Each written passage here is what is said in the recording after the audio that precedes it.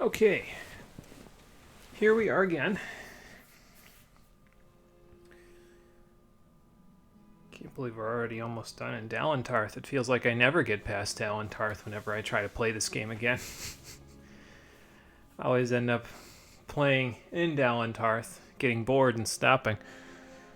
But that's what projects like these will me into doing with older games that I've played previously, and I have beaten this game once. So, whether that was through raw willpower and determination to play a game that was putting me to sleep for X number of hours or what, I don't know, but now we'll have more of it. Video evidence of it being completed, which is all I really want, if I'm honest. So, let me open my notes real quick. So I don't think I opened those in the background, did I? No, I did not. Let me open those up before we get moving. Notes are important today because of two reasons. One, I've made an important decision about the future of our build, and two, I'll talk about it a little bit more on the stream, but I know where I'm getting all my components now. So.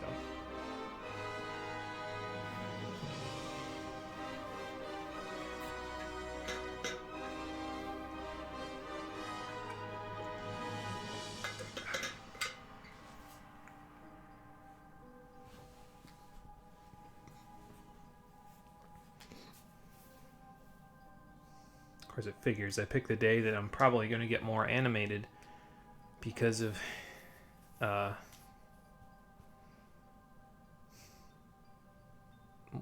am I trying to call those moments?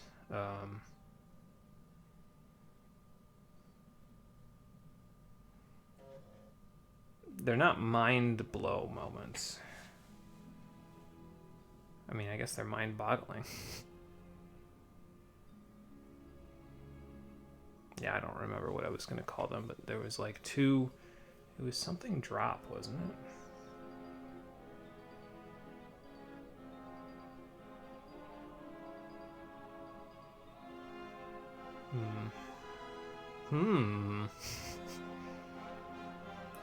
Evidently, the brain is not working very much, or at least not very hard, because I am hitting a total blank. All I can think of is Egoraptor's old sequelitis, where it's mind blow number 7. That shit. But not really what I'm looking for. Brain, thank you. It's locked in there somewhere, but I can't get it out. The neural transfer networks of my information are not firing in the exact pattern that they need to for me to access the information. And I don't know how to force them to. Oh. But I don't know if I finished my thought. I picked the day that I'm probably going to get more animated from all of these moments that are going to happen today. Where I shaved. I got a shave, like a professional shave and cut today.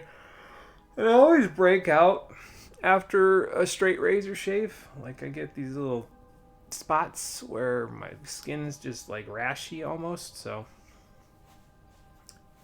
that might actually, like, I might get animated and be like, ow, what the fuck?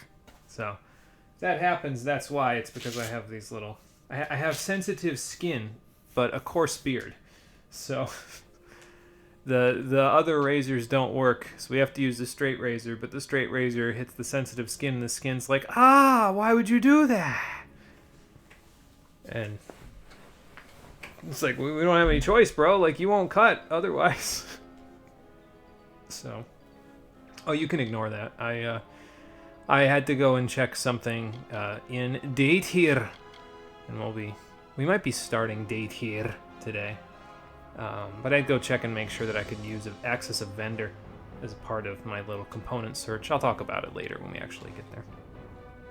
For now, we have one more important thing that is forefront in our mind, and that is the Maid of Windermere, because we need to head off to Windermere, see if we can get back all of these great heroes that exist at the House of Ballads who have been either enchanted or taken prisoner there Because apparently the whole world can't take care of itself and it needs me to do it. I mean, I suppose in the phase case I can't blame them because they have no idea how to deal with change, but I guess that means it's up to me.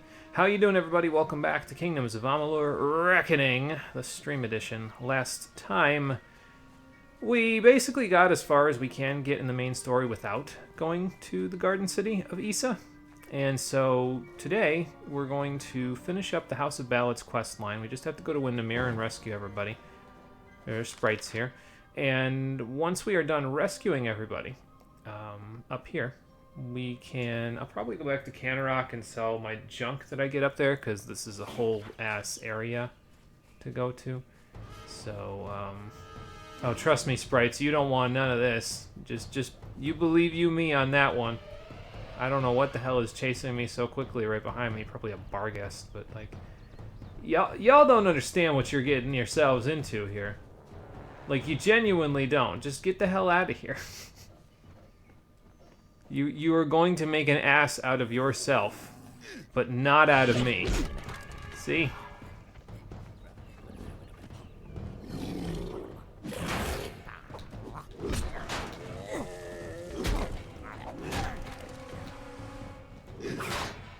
I mean, if you want to do that, I guess. Didn't you have friends up there that you could have waited for? Instead of coming back and just trying to massacre me and having that absolutely backfire on you? Is it birch staff? Okay, it's a level 1 version. I think it's birch, then elm, then oak, then ash, then ebony. I think that's how the wooden components go. I'm not 100% sure about that, but I think that's how they go. So... but yeah, so there's a lot of stuff to do in Windermere, and by a lot of stuff I mostly mean, like, in terms of a lot of things to go explore. There's not a lot of quests to do, but, well, that should be obvious considering the fact that we're mostly just going there to take care of the maid herself. If you haven't invested in dispelling at this point, by the way, it might be worth your while to do so before you get too far here. I'll take everything else of those, thank you.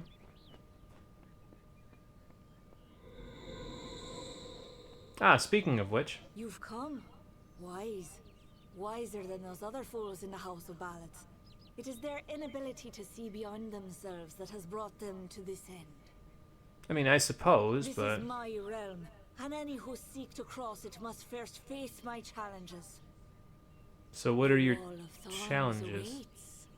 Is it this radioactivity that you're projecting onto my body? Because if the Prismere doesn't kill me, I'll be lucky if I get out of this without cancer. I mean, I think the implication of where the king is, we already know. I guess I can ask anyway. You will not lay eyes on him until I find you worthy of it. I pull your strings now. If you wish to rescue your friends, you must cross the field of battle. And I'm guessing the field of battle is either in front of or past the Wall of Thorns. As it is in the telling, so it will be for you. Only a true knight of the House of Ballads may pass beyond the wall, and every true knight needs armor. Okay. Tell me, beloved, are your tales worth a minstrel's breath, or are you just dust waiting to fall? It's funny, I don't remember telling you you can call me beloved. Parasocial relationships, lady. Learn about them. Oh wait, you can't. You don't have access to the internet or any written language whatsoever. So that's not really gonna work. Never mind. Sorry, bear.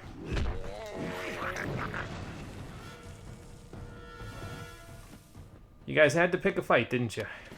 You don't understand what you're getting yourselves into here. You're getting yourselves into Hummer space. Okay, so you see it says Windermere up in the top right corner there, though.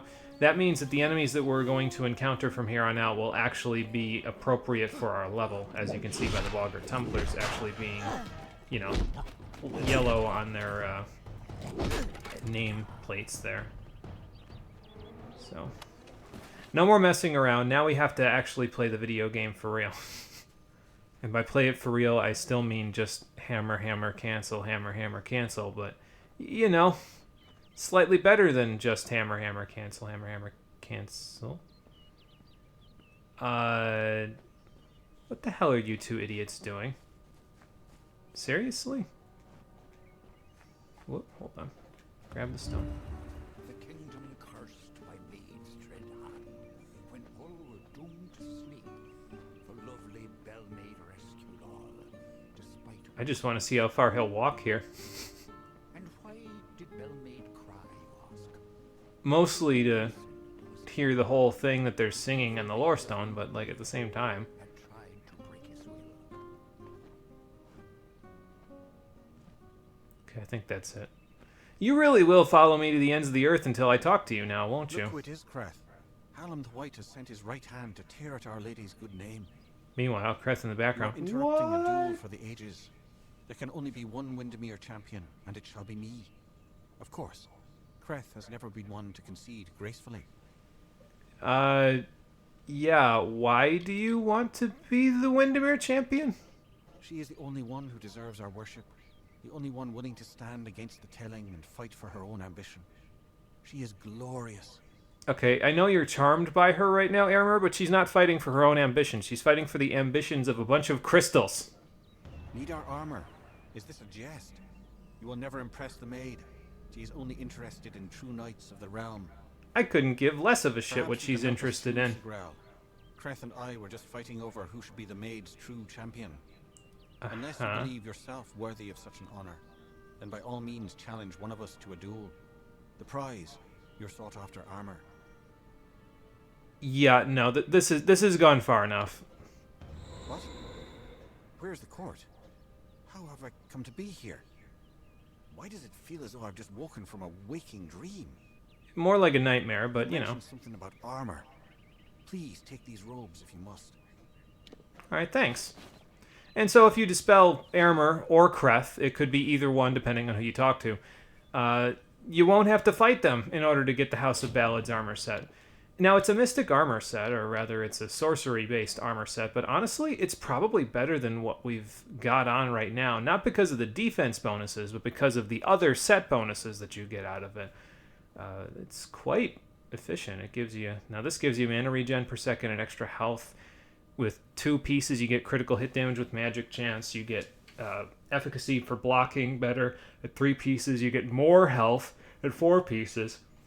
And all of these are known as the something of Kyozai, if I recall correctly. So that's Will of Kyozai, the Heart of Kyozai, the Hands of Kyozai,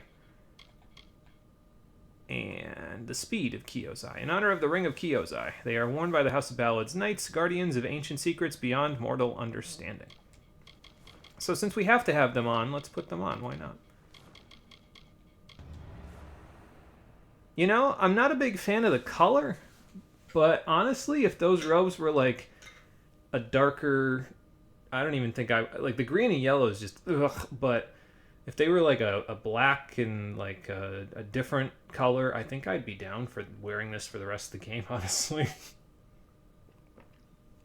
But I figure, okay, so, you know, this place has already got the hardest boss in this video game, according to most people in it. So why not make it even more challenging by reducing my armor down? Now, granted, I'm getting, you know, extra health, extra mana regen and mana, extra mana regen and chance to crit with magic, and then extra mana regen per second anyway. So I'm getting a whole bunch of stuff out of it, but, you know, it's fine. I'm sure it'll still be somewhat difficult with the lowered defense. But yeah, so you have to equip that in order to pass by the Wall of Thorns. Unfortunately, you can't dispel Creth from here, I don't think. I think he doesn't Stop! let you You do have it from here, chosen. right? The maid can only have one champion. I mean, I haven't chosen anything, Creth, but sure. Goodbye. Bye. It's actually kind of weird, this whole situation where they give you the option to dispel them, and I'll talk about why in a minute. But first, let's head into Summer's End, shall we?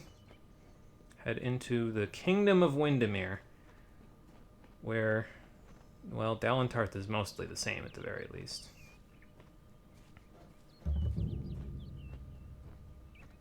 It's quiet here. Too quiet. I think, if I remember correctly, most of the enemies around here are non-hostile. At least the ones that are just kind of walking around. I don't think they fight you, if I remember correctly.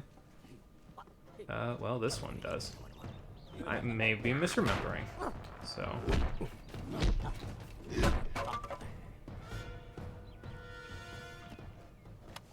And I guess we'll find out when I walk upon this troll on the main road. Aren't you supposed to be under a bridge?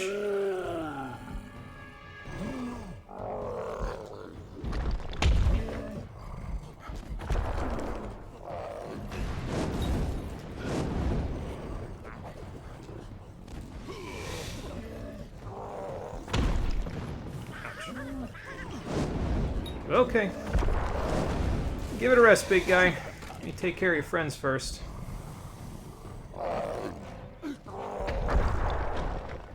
Should summon Buddy Bones while I'm at it. Okay. He is still going. Summon Buddy while I'm thinking about it. Help me out, buddy. Oh, God. Never mind. Just get whacked in the face, I guess.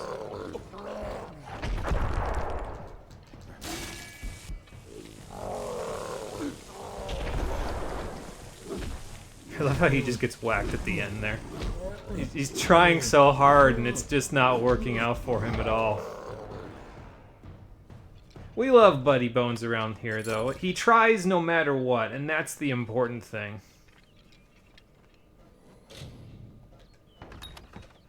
I have been using quite a few of those Prismere lockpicks lately. So far, they've been to no good effect, but that's okay. Come on, buddy, we got an adventure to have. We have to go exploring in this area, and you're probably going to, you know, run out of duration in just a minute or two, but while you're here, we'll make use of your helpfulness. Perhaps against this other troll that also wants our bacon. That's just great. Well, come on, then.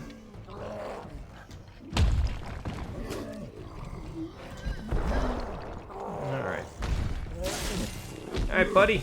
I got them. It's kind of hard to tell what a troll is male, female wise, so I'm not going to assume. That was framed perfectly.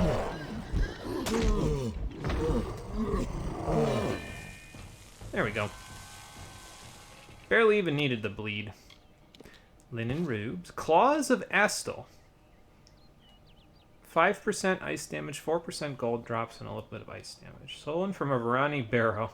These deadly blades whisper softly to their bearer of treasures hidden beyond the realms of mortal sight. What do they whisper?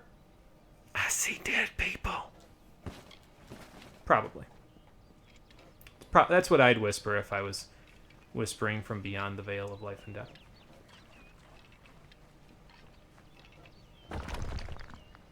A studded leather hood. Also, by the way, while I was testing out some stuff to see if I could actually access the vendor I wanted to access, I tested out the full finesse build that I was planning on changing to after we were done with this whole situation with the maid, and honestly, I was pretty bored with it. So I don't think I'm actually going to switch to full finesse. I think I'm going to do like a hybrid, but we'll see eventually here. Hard Dispel Chest. I guess I could give it a shot. Why not? If I get cursed, I can just fast travel. Whoops. Yeah, okay, that's fine. Try again. Gotta hit the ones first.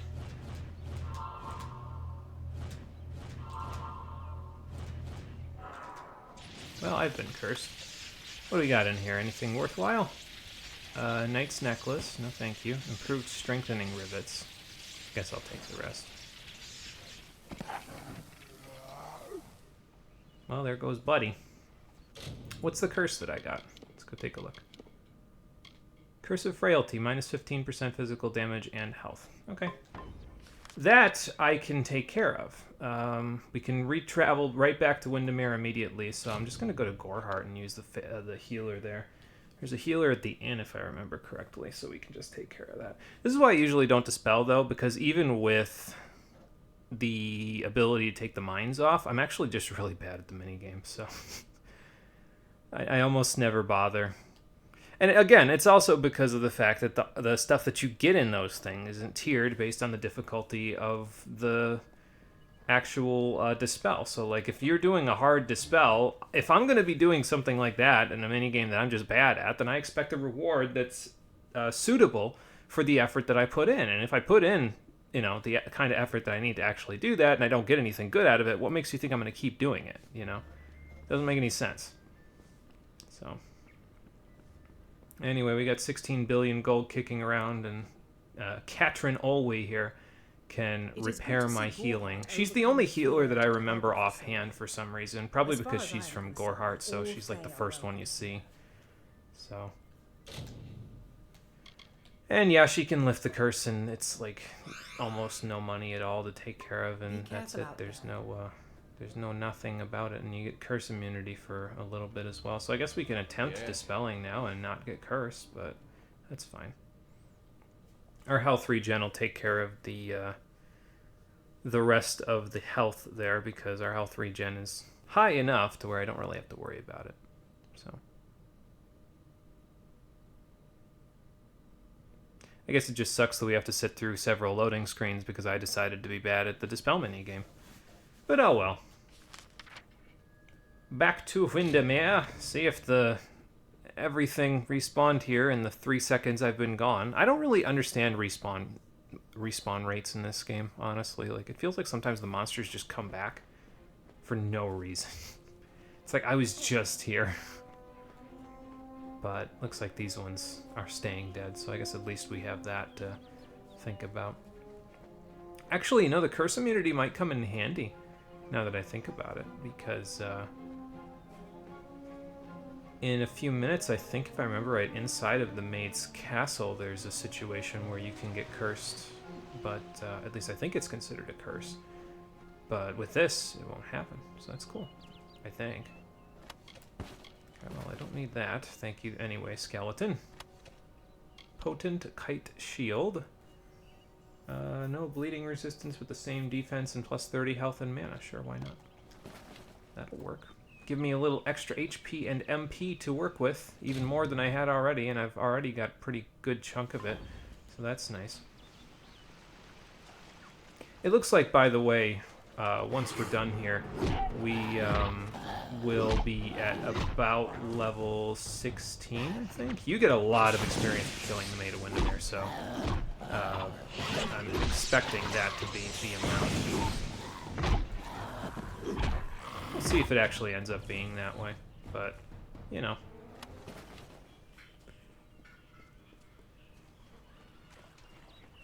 should mention as well that I was thinking about, when I was thinking about doing the hybrid build, I was like, okay, so do I want to do a hybrid might finesse build, or do I want to do a hybrid might sorcery build?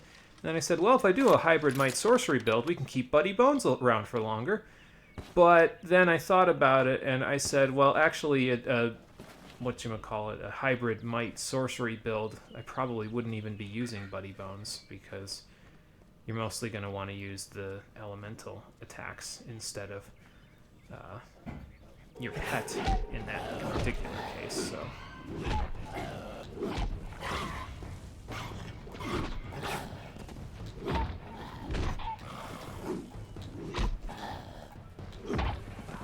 Where the flame one is. Oh, I killed him. Okay.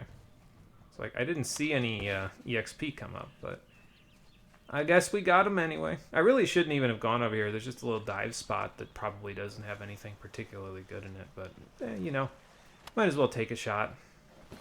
Could get something really good like that one suit of armor that I got that had like 82 defense when we were still rocking like a 30-something defense armor set. I think it was a Belen's Curus or something like that. I forget. It hasn't even been that long, but, I mean, we all know my short-term memory isn't the best, so. Alright, we have to cross the gorge, but the gorge is above us, so we're going to have to go there in a moment. Now, before we go there, I'm actually going to go down here because there's something interesting down here. And I actually remember the first time I played this that I thought it was kind of an interesting discovery, but it turned out to not be. But I'll talk about that in a second. Okay, that's a late shield. Would have been useful if I had been doing finesse stuff, but I'm going to be keeping might as a part of it. But like I said, if I was doing a might sorcery build, I wouldn't really be using Buddy Bones anymore. So I said, well, is a life without Buddy Bones a life worth living? And I said, I don't know if it is in this game. So I said, okay, we'll just do might finesse. It's fine. But yeah, there's some people down here. Well, there were people down here, and then this guy, Sir Elswin. But I found that at one point. I was like, what the hell is going on down here? I thought it was some pretty interesting environmental storytelling. They didn't have to leave those bodies there, but it's just like, oh, are these the most recent people that she decided to flush through the latrines or something? But, well, as you'll see up here, it's not environmental storytelling, unfortunately. It's set dressing. Almonds meek and crept through summer's end to break the seal of magic's veil. Auror's love she'd pretend. Seduced by Belmaid's false love, Sir Auror let her through. Then Belmaid did cloak herself in the castle she did view. It looks like the castle's going to be coming into view for us in just a second here. But first... Well, I grow more impressed with every head you lay before me. Well done. You rival even Sir Elswin in your foolish arrogance. What are you talking about? You may have passed the Wall of Thorns, but the Weeping Gorge proposes its own unique challenges. Well, I know what she's talking about, but I'm going to wait until we get to this point.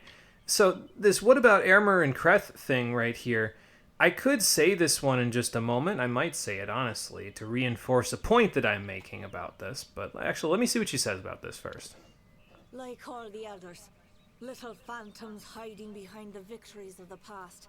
Weak minds are the easiest to control, and those two are mine now. Yeah, about that. It's weird because they wrote this section as if you had to kill Amalur and Creth, whichever one you decided to kill before getting through the Wall of Thorns, or as if you haven't met the both of them in their charmed forms yet. And it's like, what are you talking about? I just dispelled the guy. Why would you give me the option to dispel the guy and then have the characters act like I just murdered them? Like, what? Who wrote this shit? Did two different people write this shit? Can they get on the same page, please? Who's Sir Elswin? He was captain of the Royal Windermere Guard, and my staunchest defender. His body lies below where it fell. I mourn him in my own way. Did he die defending you, or did he die because you got sick of him? It is what prevents my enemies from simply marching into my kingdom and feeding it to the flame. Ah, no, my one weakness, a 30-foot-long bridge that doesn't exist. Legendary Sir Elswin. Only then will the path make its way open to you. I knew I should have taken those rock climbing classes in high school. Killed, as goes the story. This time I fear he's staying quite dead. Another terrible price of our waning magic. Pity. Ma'am, do you know what a resurrection potion is? Because I get the impression you don't know what a resurrection potion is. Who wrote this shit? It's sad because I'm making these comments about what I think is one of the more interesting quest lines in this game. Like, there's at least a little bit of intrigue here, whereas virtually every other side quest is, oh no, this person betrayed us, now we need to stop them. Or, oh no, this person thinks they can change fate without being able to change fate. Why? Probably Prismere. Better stop them. Resurrect Sir Elswin. Okay, I would love to. Do I need to take his stuff first? Yes, I need to take all of his stuff first before I can resurrect the man. Alright then. I have you right where I... Wait. What's the meaning of this? Who are you and where is my opponent? Drowning in the river here? I see what happened. Blast. Perhaps next time. What do you mean? there almost wasn't going to be a next time if I didn't come along. Are you Sir Elswin? I was once a grand knight in the clan of Isa, but misfortune befell me when I believed the lies of the witch. She lured me, wooed me, honored me, promised me power. And then got rid I of became you? the champion and protector of her castle. That did not last long. She tired of my service and my love. Just look at the result. So, there you go. So she just discarded you. How did you die? Did she do it? A great sword to the throat, how else? It was gloriously bloody, if I recall. The champion had been told to end my service to the maid. So she took a different champion than you, and that was what did... I have no idea what's going on at this point. Also, this is incredibly charged language that I'm about to put in here. So the maid won't let me pass unless you die. Again, can we figure out some other solution or something? Really? I don't think so, Dustling. And that's all you get. That's it. And then he just attacks you. Like, as if this is... Like, there's no other way for this to end other than you just murdering him. And he's just like, really? So she used me for all my worth. And then you just say, well, she needs me to use me to kill you. Can we figure this out without you dying? And then he's like, really? Nah, I don't think so. And he just attacks you. Gets his shit pushed in again. And there we go, I guess. Like... Honestly, up to this point, like, these quests haven't been terrible. I think there's been some, like, iffy moments, but they haven't been awful. This quest just sort of, like, it's like they jumped off a cliff or something. Like, what are you guys doing? Like, did you take a coffee break and spill your coffee all over your actual notes for these quests, and so you had to, like, hurriedly write something down before the game went gold, or what? And I'm saying that now, and... We haven't even gotten to the big reveals yet.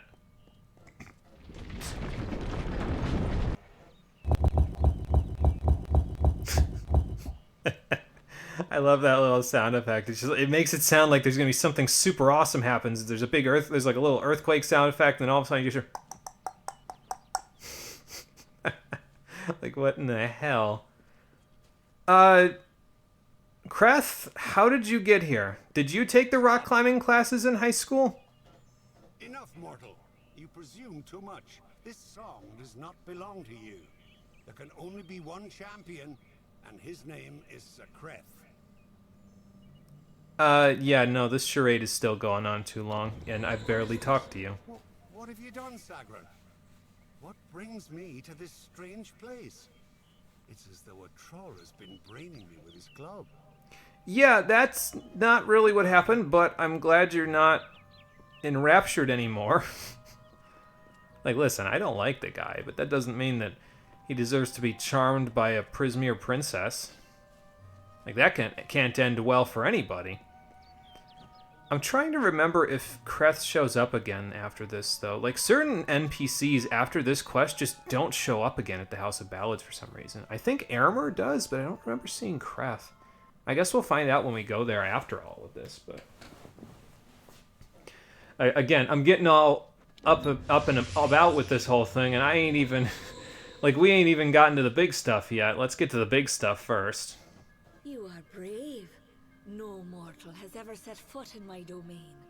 Isn't it wondrous? Looks like the rest of Dalentarth. Whispering my wishes to the earth, the trees, the crystal has made it so. Then you weren't whispering to the earth and the trees, you were whispering to the crystal. Has there been one worthy of sharing it with me? Do you fancy yourself a ruler? Join me and my enchanted beasts in this, the autumn of my kind. Ma'am, you literally just told me to go and kill your former lover who you discarded like a toy when you were done playing with him. What makes you think I'd be stupid enough to take the bait? Like, do you think I'm a simp like the rest of these Fae? Because it's starting to look like that's what all these goddamn Fae are, is just a bunch of simps. Like, they're not the tricksters that they were immortalized as in Gaelic folklore, they're just lust. You will literally die before you see the autumn of your kind at the rate I'm going here. And you mean it. That is why you so fascinate me. You continue to snarl, even in the face of your own demise. Ah, yeah, that's right. My reputation doesn't precede me yet. Admirable. the widow can't tell you why that's a stupid thing for you to say, and you should be running right now.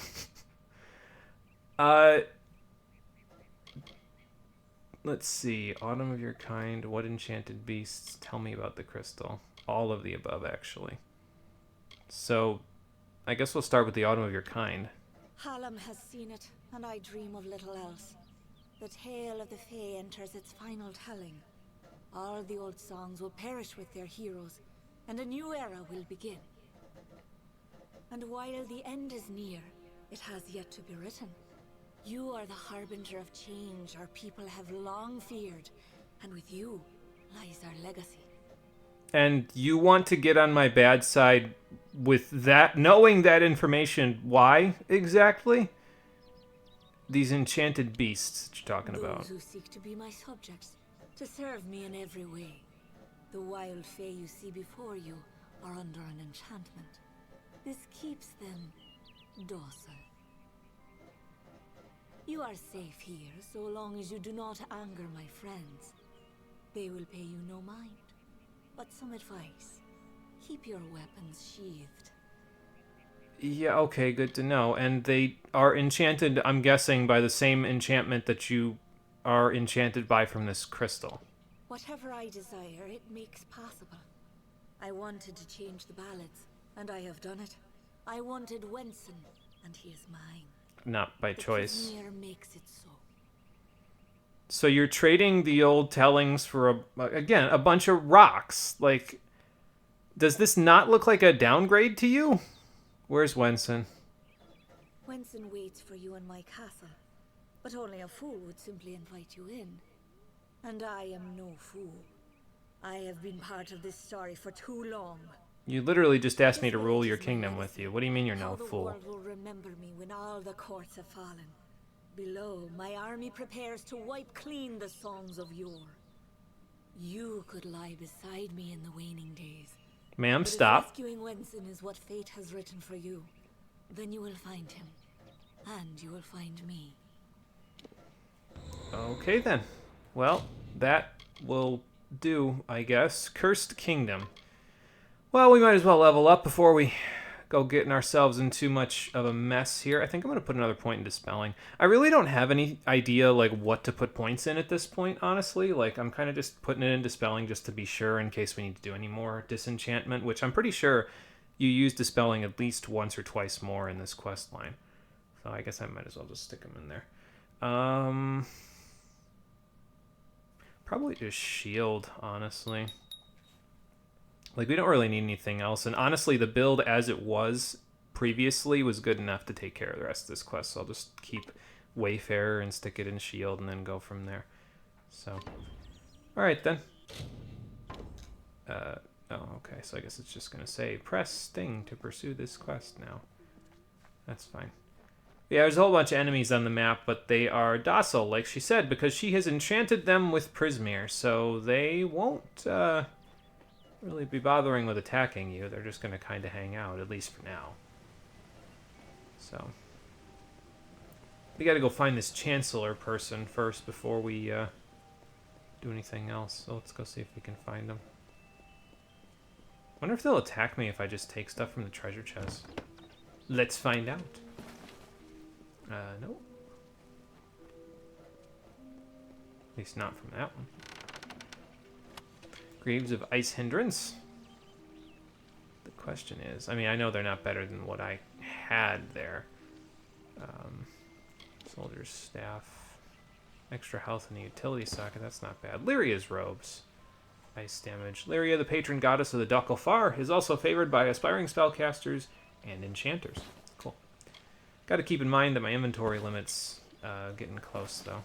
So I guess I'll figure that in. Oh, the Ice Hindrance ones. Are those better than the Greaves that I have? Because we're probably just going to put those Greaves back on once we're done. Apprentices, Greaves, the Anti-Venom. Yeah, they are better than those. Okay, so let's take them back out. And then we will remove from junk. Stick the other ones in the junk. That's these ones. And then we'll go from there. And you... Yeah, you can also go in the junk. That's fine. Unless... No, it's fine. I was going to say I could use those utility slots, honestly, to put in, like, health and mana regen, but we'll probably be getting a better shield soon enough anyway, so I guess I'm not really too worried about it. So, all right, let's go see if we can find this Chancellor in the Chantry.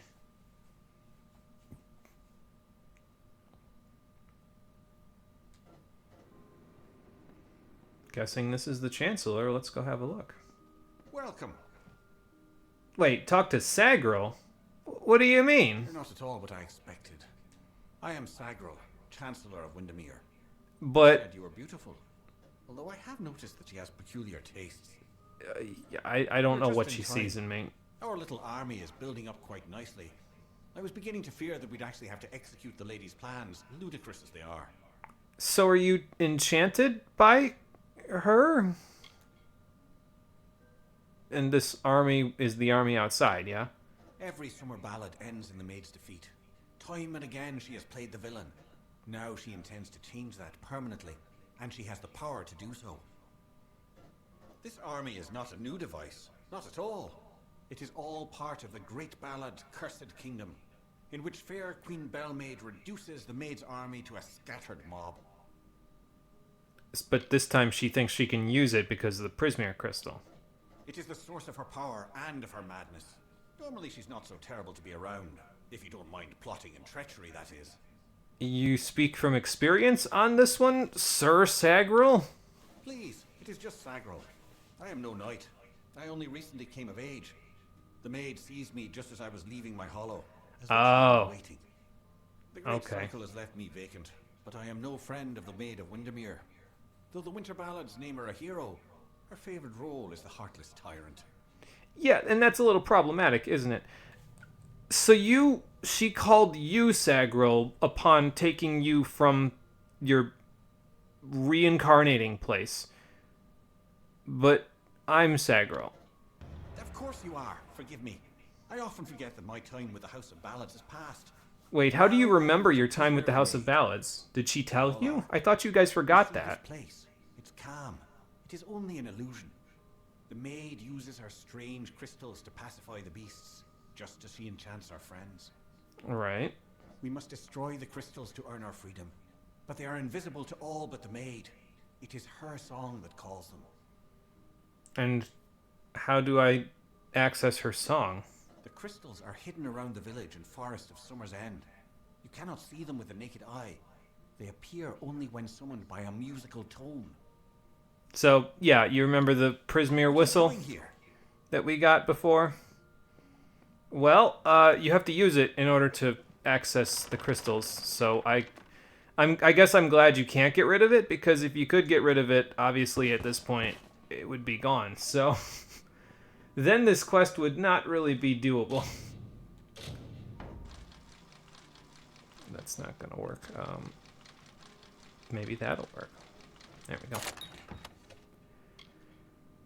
Yeah, I'm just getting a whole bunch of junk here, honestly. Like, I don't even know if it's worth looking in the chests after this, because, like, I'm gonna get enough junk. I've got 27 more item slots, I think. Yeah.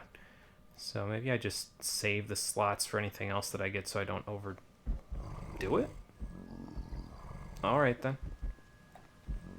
But the way that you can do this is you can just put the whistle on your radial so you can use it, but I've heard that when you do that, you can't get rid of it from your inventory, so I'm just going to use it from here and see if I can find the crystals that way. They stick around for about 10 seconds, I think, after you use it, so I would say just make sure you kind of take a mental note, sort of where the crystals are. And she mentioned, you know, keep your weapons sheathed before to make sure that the enemies don't attack you, but they won't attack you outright unless you whack them upside the head. So if they're right next to a crystal, wait for them to leave the vicinity of that crystal and then whack it. But yeah, so don't worry about unsheathing your weapons if it just means taking care of the stuff there, you know. Pristine physical shard, that's nice. Pretty low chance of that happening. I don't think I've increased my sage crafting except for that one, honestly. That's cool. I think there's one up here. Yeah, it's over here. Just sprint over to it and whack it upside the head. Alright, then.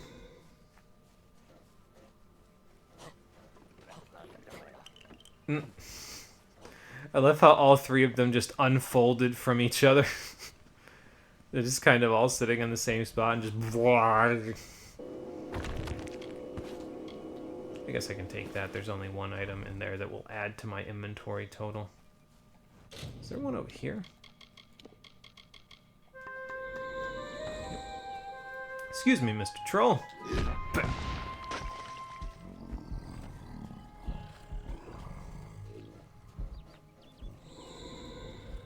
Alright, looks like there's one over here, and then there's another one off in the distance there, so we'll go take a look at that in just a moment. I guess we can grab this while we're thinking about it.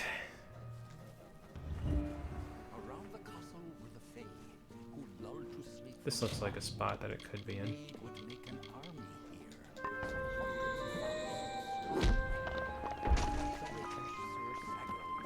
Belmaid snuck through entrance to glade and found a source of evil there, a crystal of the maid.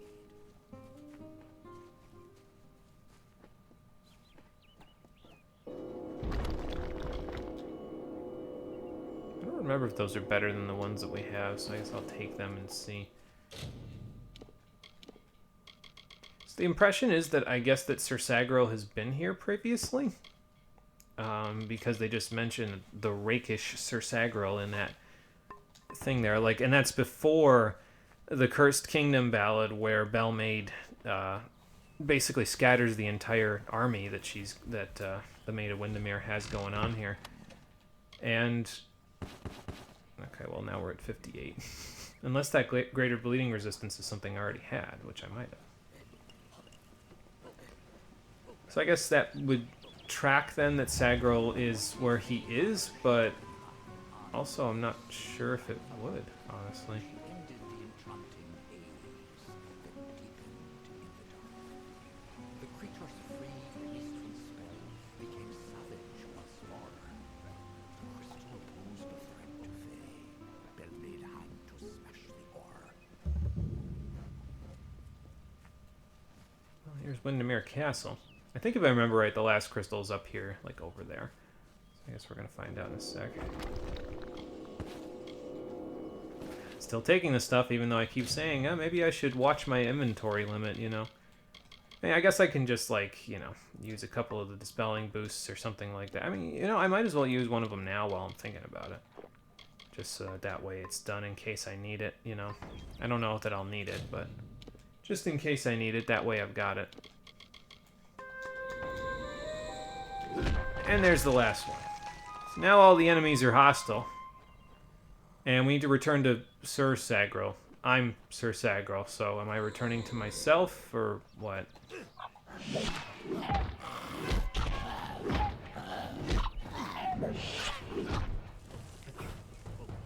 Now, the enemies are all hostile, but they will attack each other rather than you, generally speaking. Some of them will attack you, especially if you've attacked them already.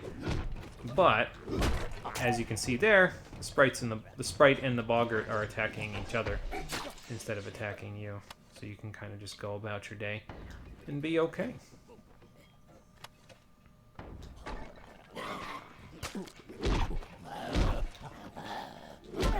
Now that being said, I'm still going to attack both of them. That one, I must have hit that sprite a little too hard because he was totally confused. He was like, what in the hell just happened? Who hit me?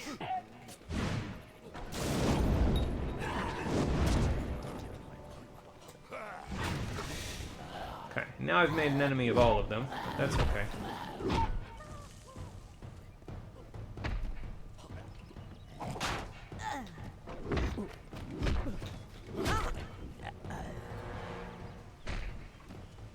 And then there's this one, which appears to be just hanging around.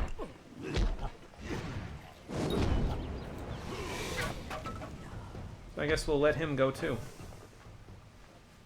I think you probably could just wander around the whole area and just kill all the enemies as well. I might do.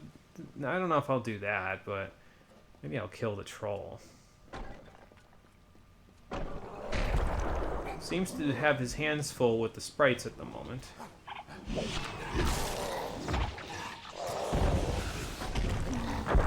least for now. Kill stealer! That's me. I'm a kill stealer.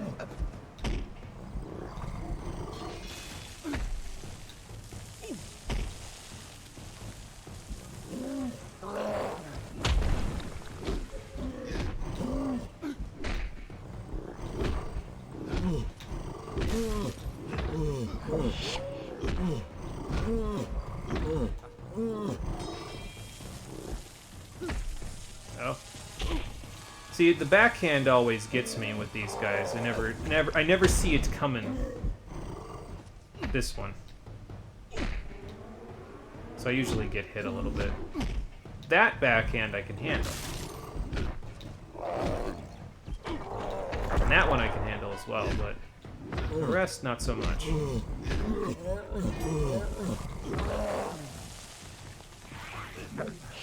What do you think you're gonna do against me? I just took down a rock troll. You have no chance whatsoever. Alright, what'd you have? Longbow of Starvation. Man of Steel, I guess that's cool. The Shark's Fins. Fey Blades that give bleeding damage and 10% damage versus humanoids. The greatest danger is barely seen. A Fey proverb. Well, those will be worth some money.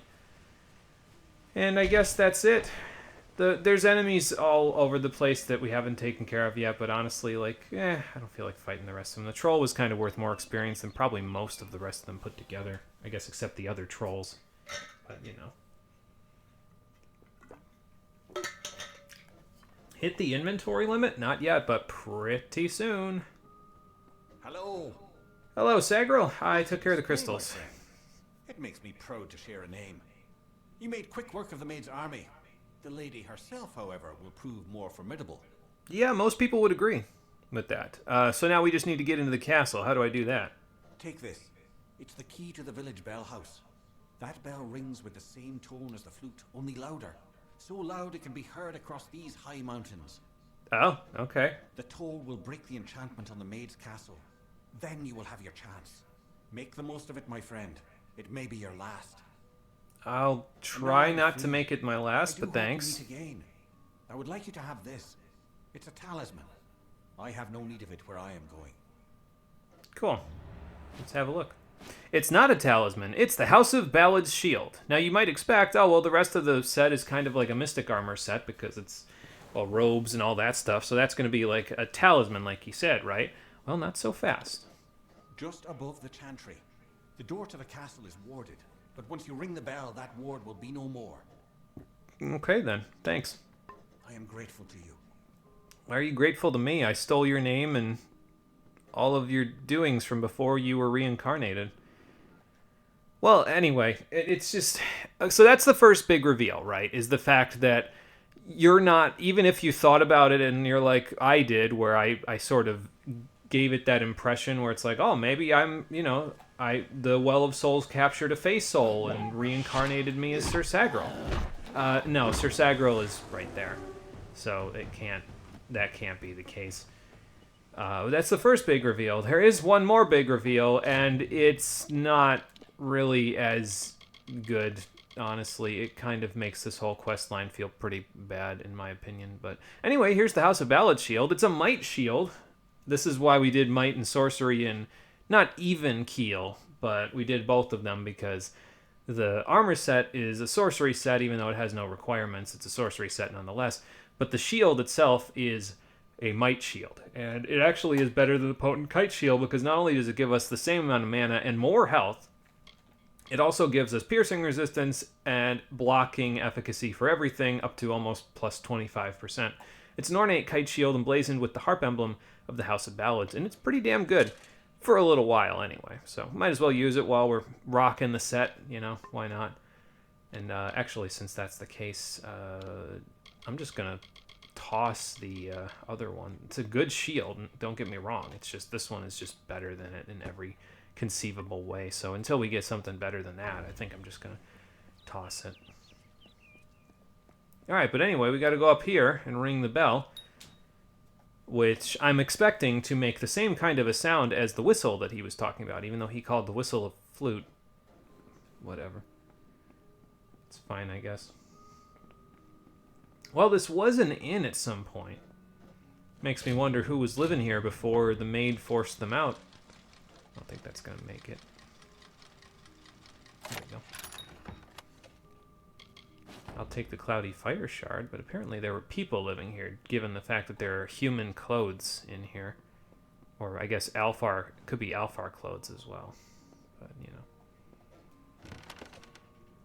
know. Hood of the Copperhead. Poison damage, yeah, that makes sense, actually. Crude Oak Scepter. Azurite Greaves. These are actually better than the steel ones that we've had previously. And it's kind of interesting that we're getting any Azurite here at all, because usually you don't, so... I guess I'll take them. I'll take any anything that would be a direct upgrade like that. Crude Oak Scepter. Yeah, just leave that. It's fine. We got to kind of start thinking about our inventory limit here a little bit, so just because. Let's see. Greaves of Ice Hindrance are 30. Azurite Greaves are 39, so these just give ice resist. I'll just stick those away. Because eventually we're going to be swapping over into an Azurite armor set anyway, so we might as well just, you know, stick with it.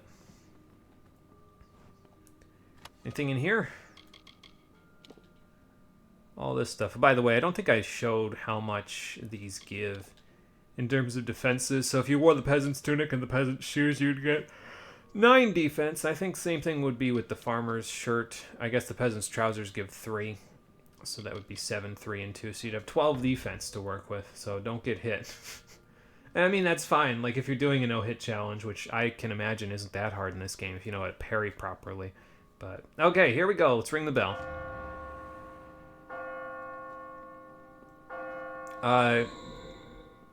Guys, who didn't get the memo here? That bell was supposed to sound like the whistle. It was supposed to go like... Brum, brum, brum, brum. But, no, it's just a bell. Okay.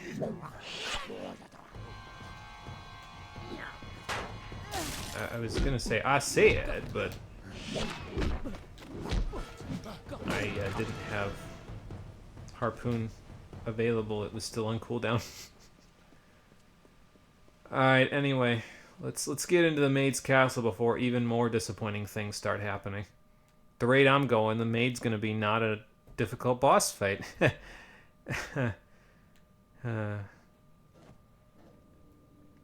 Yes, Arrow. I am here. Done with Cursed Kingdom. Cool. So now for the final challenge. Once we chat with her again. Welcome to my home, beloved. I hope it suits your fancy, for you will never leave it. Yeah, it's kind of musty in here, honestly. I don't think I can, you know, I don't think I'd want to stay here. So, what's with this dingy old castle anyway? I loathe this rock. Its chilled corridors and dripping ceilings. Its whispering haunts of a past long dead. And you want to stay here I with no me? more wish to be the queen of this castle as I do to return to it again and again. I will escape its legacy. That is a promise. You could have done that a different way, ma'am. You like I'm struggling to understand why you didn't just say screw this, I'm gone. Like I understand that the Fae have their tellings and they adhere to them, but if you didn't like the accommodations, why not just go? Like, when the House of Ballads isn't looking or something like that. Like, why not just leave? Especially if the Prismere tells you to. Why not just leave? Why stay here and plot? Like, just go. What have you done to the others? The fates of Creth and Airmer are on your head, my love. Well, that's good, because I Your didn't goodness kill them. Victims of this decaying pattern. Sacrifices to the House of Ballads. See what I mean? They talk about it like you can't dispel them, even though I just They will did. fulfill their roles shortly. Each has been saved, freed from their well-worn paths. They walk a new road now. My road. Then they haven't been freed from anything. Alright, I asked you before, I'll ask again. Where's the king? Wenson is here, along with his court of enchantments. The great halls and corridors echo with their voices, of the ancient stories told and forgotten.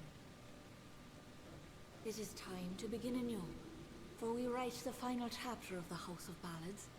Only when the memory of ancient glories has faded can new glory be forged. I mean, you could just do it with what's already there. The Just castle change it a and all little. that resides in it could be yours. That includes my love. Consider it. The Maid of Windermere. I could give you this entire goddamn castle. The Maid of Windermere 2 seconds ago. We're sick of this crap old castle. It's actually cramped, but I still said crap anyway. It's just that much of a meme. And to the dawn, to the echoed dusk, I, the king of ancient ballads, scepter of this house, and the falcon of Detir, annihilator of Elkmar, and on, languish in a sanctified seat. We will hear no more from broken sages, nor listen when we venture forth alone. These wintry beckons, the brazen gull that calls and boasts to others of her kind, from Magwir, maid of Windermere, and once again enraptured me in my hollow.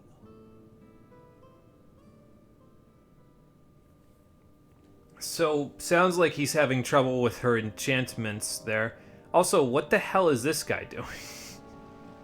Oh good, there's a poisonous moat below us. Is that Sir Ferrara? Sackville, Yeah. you've come at last. It's time to cross swords with one worthy of your talents. You've caused the maid much grief, and that saddens me. Luckily, your death will provide her much pleasure. Let me just save you the trouble, man. I remember when she came, appearing before my eyes in the light like dawn. What have I done? Absolutely nothing, Sir Ferrara, so don't worry about it. Any idea where the court is? I don't know what became of the others, of Aylmer and Creth. I think that all of my grand companions have fallen prey to that witch. Well, I wouldn't worry about it too much, Sir Ferrara. I'm gonna go rescue them, and also Aylmer and Creth are fine. They're just back there. So, you're not gonna help me? You're just gonna walk away? Don't we have a maid to kill? Maybe they, they know how the story ends. It probably ends with King Wenson, so maybe they're just like, it's fine, Wenson will take care of it. Considering he's the subject of all these stones.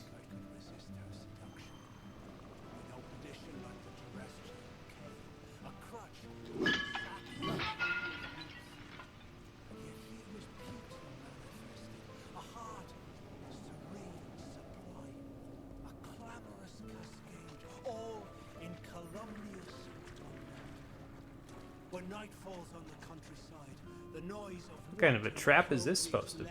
Oh. Man-eating plant. What is this, Jack and Daxter? Sordid history exhumed to please, compounded and again interred into the womb of the past. Then am I lost? Sure, man, whatever you say. I don't know what the hell he's talking about. Why does this place give me, like, this particular section give me big, whatchamacallit, Bitter Black Isle vibes? Can I even make that reference? I mean, I could, for anybody who knows what Bitter Black Isle is, but we haven't played that game yet for the stream, so whether or not it actually worked is entirely up to the needs of, while they're doing that, let's just blow them up.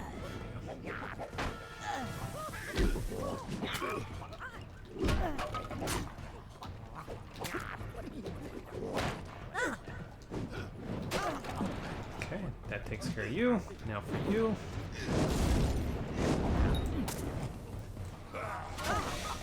Goodbye. Well, unfortunately, I have a medallion that already works a little better than that one, but thank you for the more health regen. That's nice. All of your efforts, and what did it get you? Approximately greater piercing hail. That's kind of nice. Approximately 1/6 of my health and damage. I hope it was worth it. Yeah, I'm gonna go to the right first, actually.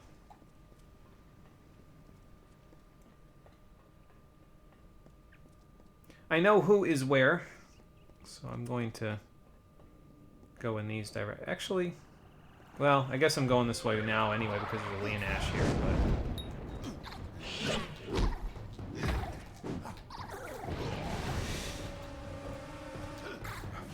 And if you think I'm going to leave you alone for a waking minute, you are wrong, Leonash.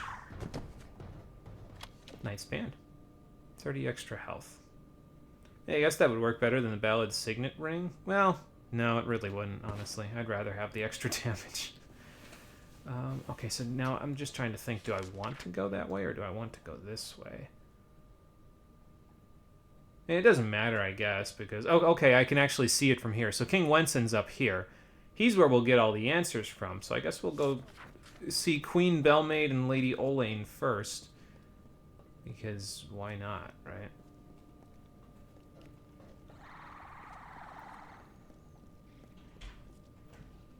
Where'd she go? Oh. Okay.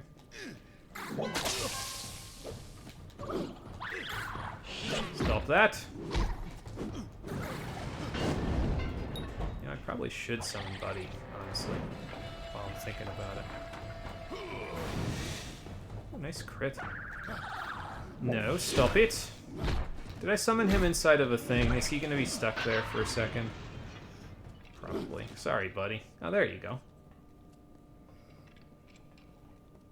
No longer stuck. He has been freed from his bondage and now is just getting stuck on all the architecture anyway. But, you know, he's trying. That's the point. Me and Buddy are trying. That's the important part here. Look at this, Olaine. The maid's old keep still has vermin lurking in its shadows. Tell me, Sagril, is there a reason we shouldn't exterminate you? Yeah, because you're not the maid's puppets? Wait, I don't understand. Is the charm gonna wear off? Is that after? Where is my Wensin?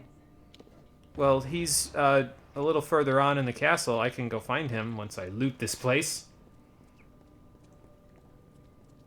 She'll say that, and then they'll both walk out of the castle without going and looking for Wensin.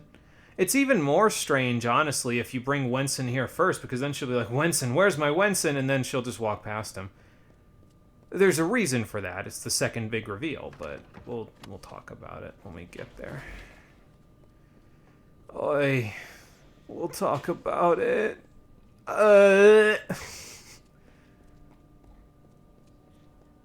Grab this before we forget it. I think Buddy wore off again. That's unfortunate. She loves her slave. Skeletal mind of sleep. A deathly pagan. Oh, there you are. Buddy! You keep teleporting all over the place. Look at him go. Look at him get stuck on the architecture again, but he'll teleport momentarily. I think. I hope. At times beneath a veil of lusty happenstance, to prove there is no more of Belmaid, my old love. There is only Markweir. Only Belmaid. Sounds like he's struggling. Sounds like his brain is telling him what his body is trying to deny, where he's like, oh, yeah, you know, maybe this whole getting charmed thing kind of sucks. That is not what I pressed, but okay. I pressed tap to just continue to fire. Okay. No, that's not even remotely where I tried to dodge to either. What are you doing? Okay, anyway. This charade has gone on for far longer than I wanted it to. And I'm blocking late now. So, oh my god. Hey, buddy, you want to help me with the absolute infestation that we have going on here? Get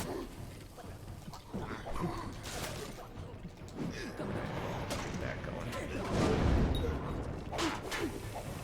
Sure, you know that's fine.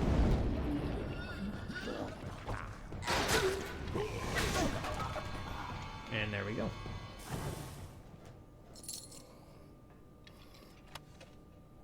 Fine steel greaves. So I just got better ones than this. What am I at? 66? Okay, yeah, I should be able to bear that all the way through. I think, because I think that's pretty much all the enemies in here, except for the ones that you're going to fight when you go... No, there's a couple more, actually, I think, but you go fight when you go fight the maid. This is the spot where I said the curse immunity might come in handy, because if I remember correctly, yeah, you get sewer rot here, which gives you a lot of health regen problems, but nothing we can't handle. Excuse me. But I wonder if the curse immunity would have fixed that, to where we wouldn't have that problem. Like the flowered scent of a bejeweled veil so wistfully endures the swollen heat. Persists through time and doubt, until at last, like heaven's jury in a court of chance, proffers forth the once impending evil. A love, but this one most divine and fair. The memory of Queen Belmaid, my faith, my heart and will. The gentle calming wind that like the supine earth the trees embrace, I'd welcome it. I remember Belmaid. Yeah, so it sounds like at some point in the old tales, Wenson here managed to break free from the enchantment. So that's cool. So maybe he'll... I mean, it's not like he hasn't done this before, you know? So now he just has to do it again. At last you've come. The maid has made her sick fantasy a reality. Everything she was has been warped by the Prismere crystal she holds so dear. It is difficult to tell if she controls it, or if it controls her. Oh no, it definitely controls her. Escape this place. The telling has failed us, Sagar. Nothing is certain. You know, you're not really talking like a king at this point there, King Wenson.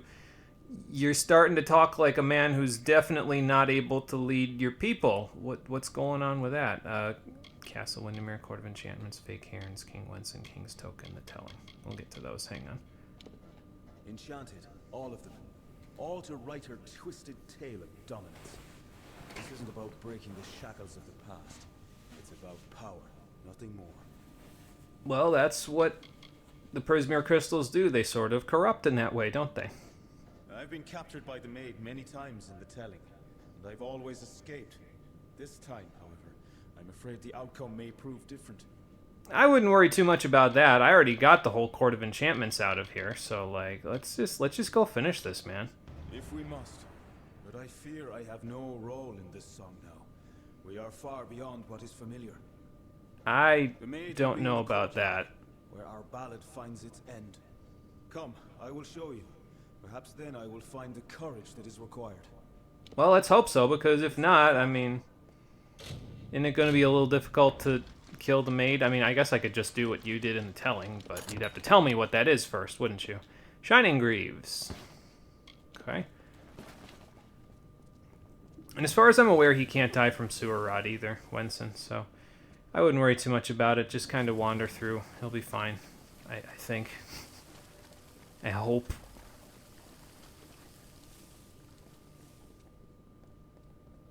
He might be able to die from these things, though.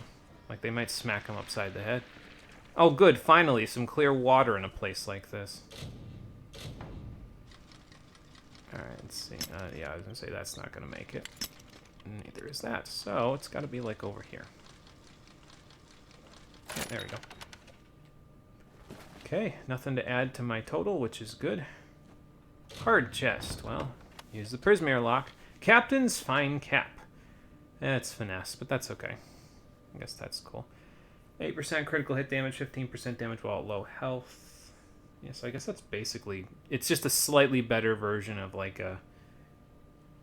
I don't know, what would the... Probably a studded leather hood, honestly? I don't know, maybe a little bit less than that. Maybe even a boiled leather hood, considering it's only 44. Captain Gideon Kylaris fell defending his small Dalentarth garrison from attacking Tuatha. The captain's spirit and courage survives in his armor, which has been scattered to the winds by the Tuatha, who were probably not particularly enthusiastic about his ghost haunting them. Alright, well anyway. Actually, before we move along here, one thing I forgot to courtyard is ask the maid's favorite part of the castle. It's the where she king can here. see the stars. We will find her there. Now, like I said previously, there are, most of the time, what you need to get, the information you need to get, is out of these blue texts. Sometimes the white text does have some important things in them, like, for example, in this particular case, if you ask King Winston about the telling and why his reservations are so great about it, you get this.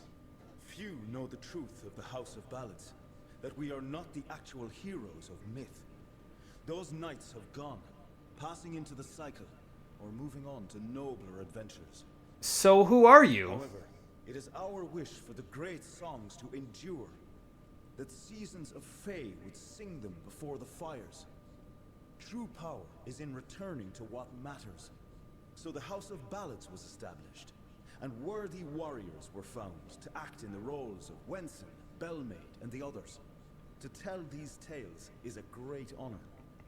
So let me get this straight here. This is the second big reveal. You're a bunch of LARPers?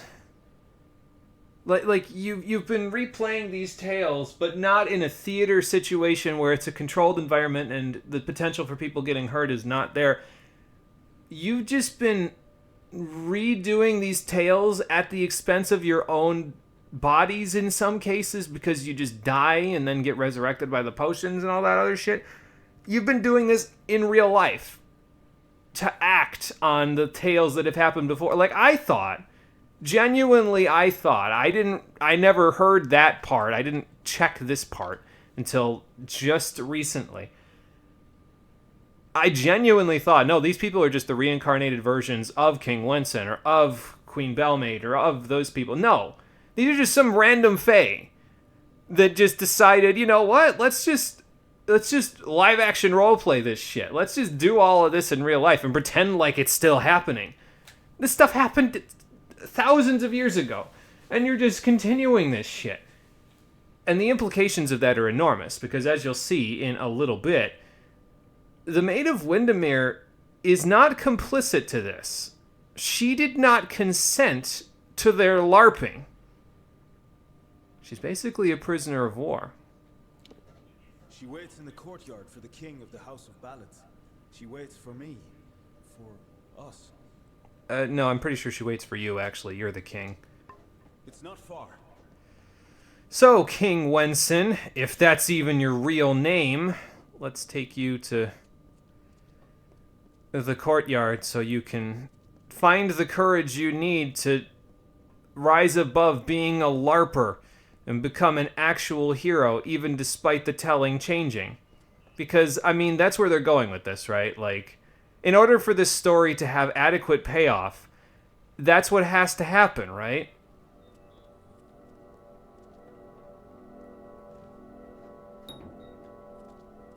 Wenson?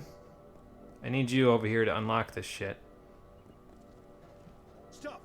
Sagar, wait! Go no farther. Why? What's the problem? I can't do this. I can't. You must understand. Every time I have faced the Maid of Windermere, we've both dangled by the strings of fate, puppets in the telling. Right.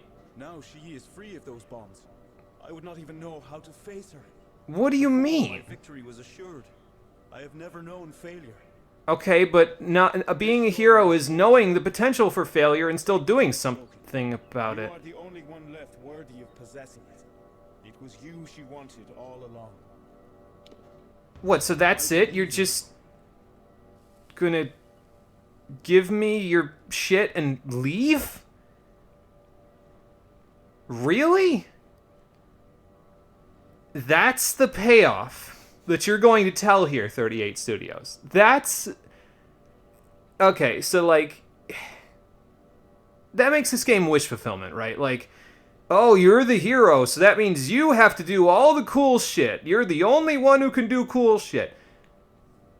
Okay, I've talked previously about why would I want to play as some dumbass when the only person doing cool shit is this person. That does not mean I want the role to be reversed either, though.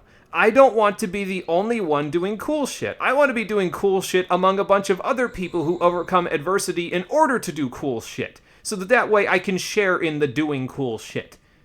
And again, that's not even remotely a story payoff, right? Like, you get this information in the 11th hour that all of these people are just a bunch of play pretend people. They're just role playing in real life things that happened thousands of years ago.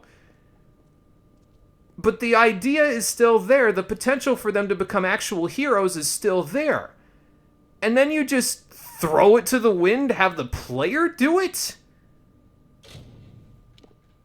I don't even know what to say. Like, what the... whatever. You know what? These people, I know what to say. These people who are afraid of a little change. I understand, they're the Fae. They don't know what to do with change. Find some fucking balls, man. And it appalls me, because these people who have no cojones whatsoever are the same people who have basically kept a prisoner of war from the Winter Court. The Maid of Windermere is from the Winter Court of Fae, on the opposite side of the river on the map. If you look at this freaking world map, all the way over here past the plains of Erythel, from all the way in this direction near Alabastra, this is where the Winter Court resides, in Cluracan and Alabastra. They took her here, okay? Now, in the telling, she played a role in the telling years and years ago, and that's why she was here. But then she was reborn here, and she was kept here to replay this shit over and over again, because a bunch of Fae just decided they wanted to live-action roleplay about it. Like, okay, I understand traditions are important, but you're holding someone against their will in order to enact your traditions. Can't you, like, I don't know, do this in a play setting, again, where it's like, okay, you take the show on the road. You know, then you can have a summer Fae play, or a winter Fae, if they come this far west, play as the Maid of Windermere in a controlled environment where no one's getting hurt, and you can still tell your oral traditions to people that will pay you to watch them. This is not working. Whatever this is supposed to be is not working. The funny thing is, though, is that despite how heated I'm getting at this quest right now, I mean, I'm not really heated, honestly. It's just a little bit of bullshit, but as heated as it sounds like I'm getting, this is about as animated as I can get about anything in this game. And that's why we did these quests, not because they make me angry and so I like hurting myself, but because they're about as emotional as I will get with this game. Most of the rest of it is just... So, I figured we'd do something to make things more interesting. Speaking of which, here's the Maid of Windermere with 226 armor rating and a hammer. I have no idea how this is gonna go, but here goes something. Get the hell out of here, plant. My fight is not with you. Meet in the flesh at last. It is a pity our relationship ends here. I was beginning to think we had a future as creatures of common purpose. I have literally nothing in common with you. Like, you are the slave to a bunch of rocks in your staff. I'm doing this because I have power and I'm choosing to use it responsibly. We are not the same. Why would you even attempt to compare the two of us and do all of this because you think we share some common ground? All you have witnessed was for me alone. It was justice. Imagine a lifetime of bondage 100 times over, and you will know my suffering. I don't have to know it. You invited it on other people. You are special. You are one capable of comprehending such concerns. We too, we are misunderstood. No, my power is misunderstood. You're just out of your goddamn mind. And the reason why is because you're a slave to that stupid crystal in your staff. You can't change anything because you're trading one master for another and you're forcing a whole bunch of other people to do exactly what you've had to do for centuries. I pity your situation, but you can't do the same thing to other people and expect it to be okay, Maid of Windermere. Perhaps, but you and I are the same. We challenge the past and strive to rewrite the future. We are singing the greatest song of all. And evidently your song is out of tune. Tuatha have taught me that power only comes with the willingness to destroy, to begin anew, and tell new stories. Why would you ever listen to They them? have found the means to do so. No, that's not what Prismeer does. It makes them slaves to a crystal. You and I, side by side, wielding the power of the crystal. But there can only be one hero. That is correct.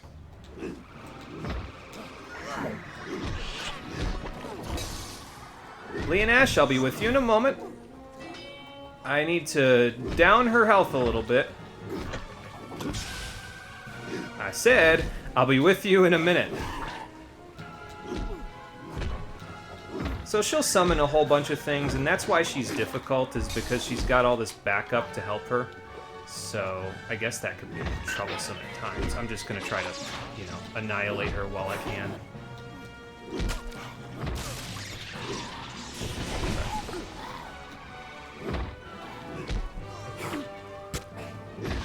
Thank you for knocking me out of my own combo. That makes things a lot easier for me.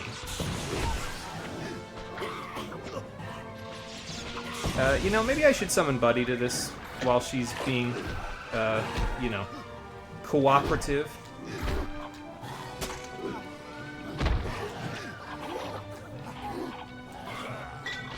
I think she summons a Thresh, too, after a while. So that's fun. Don't do this. I beg you. I seek only justice for what has been done to me all these many lifetimes. Don't I deserve as much? Don't we all?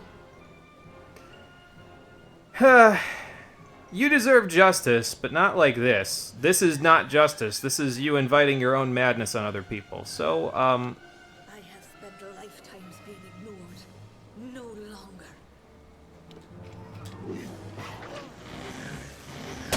Well, you're correct about the no longer part, but I don't think you understand the implication here. Goodbye.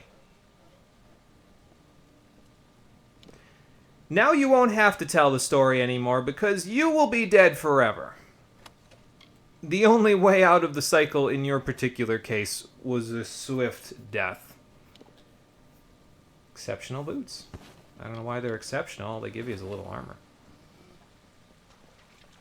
So, if I had done an experience booster there, I probably should have. I would have gotten like 10,000 experience for killing her, but it's okay. We still made it above level 16 anyway, so it's all good. I'm good with it.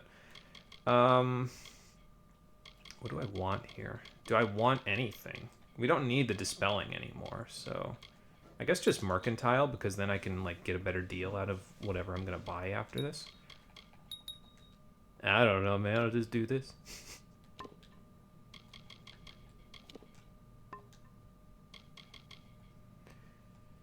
And, okay, well, we're still close to our inventory limit, but nice work, buddy. That, your assistance made that a lot easier to handle. Now we just need to see if there's a treasure chest around here, or if I already got all the treasure that she had available. There is this. The terrible course of nature. I'll not harm her, nor preclude justice. A single parting gift of love I give to this misguided maid, Windermere. She will not suffer as I suffered, no. A swift and painless death I grant to her, and give her illusion, as she to I. And balmy blood and breath from her pours forth, a hidden dagger wielded in my hand. A tore the ignorant song. The white birds of winter slowly chased each other to the cold ground as the mourners wept their tears of the hero and the maid. So that was how Wenson initially ended the tale, way back when it first happened, was he confessed his love to the maid of Windermere, and then plunged a dagger into her chest when they took an embrace with one another. And honestly, I don't see that working here, but several daggers over time with me whacking her upside the head with my hammer probably would have worked if you had stuck around, Wenson. Again, if that's even your real name. I know it's not now. Like, what did they hope to accomplish with this? Genuinely. Like, are they just... Is it just wish fulfillment? Is that all that you wanted this to be? Is it just, you get to be the hero now? Isn't that awesome? Like, it just feels so shallow. It just feels like the story that you're trying to tell just isn't going to manifest, though, if you never think beyond the surface level, you know? I don't get it, man.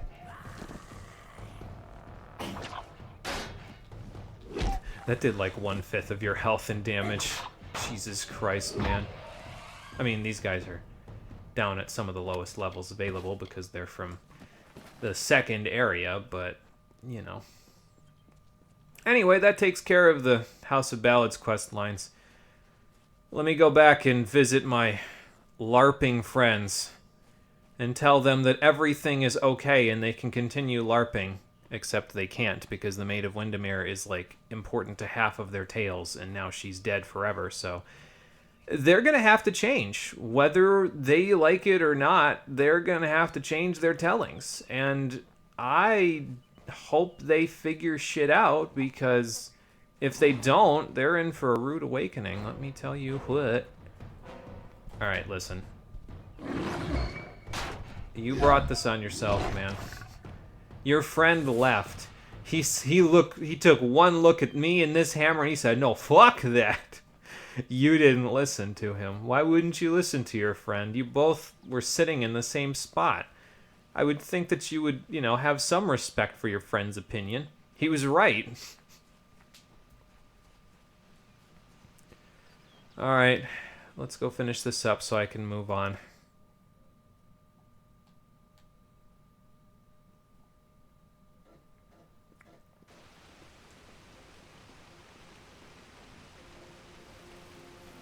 What, are they all coming out to greet me? Look at all those arrows. Jesus Christ. I guess Cole's fighting the Maid of Windermere in the other room, too. I don't know if that actually showed up, but he was screaming just a minute ago. Hello? What's with the... yeah, okay. What's with the parade? You've saved us and allowed us to continue LARPing.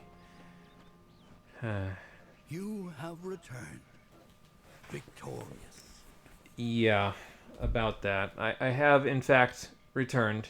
Yes.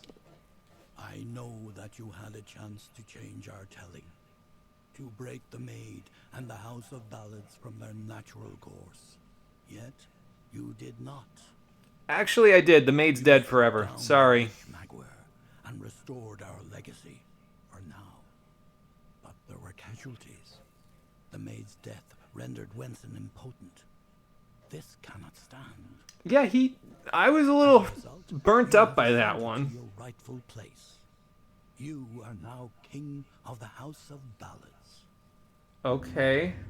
Sure. So this is a Twist of Fate card.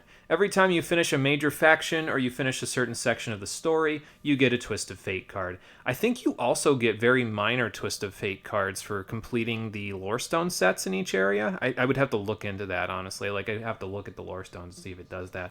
But the major ones that you get are from all the faction quest lines and from all of the main storyline stuff.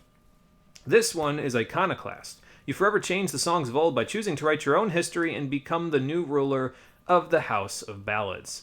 Gives you 10% damage with Fate Blade, 6% extra mana, and a 3% chance, which I believe is the same percentage as your critical hit chance, to steal 5 health. This is a major card. Excuse me. The rewards don't get much better than this. Good lord, man. Anyway, so what are you guys going to do about King Wenson now?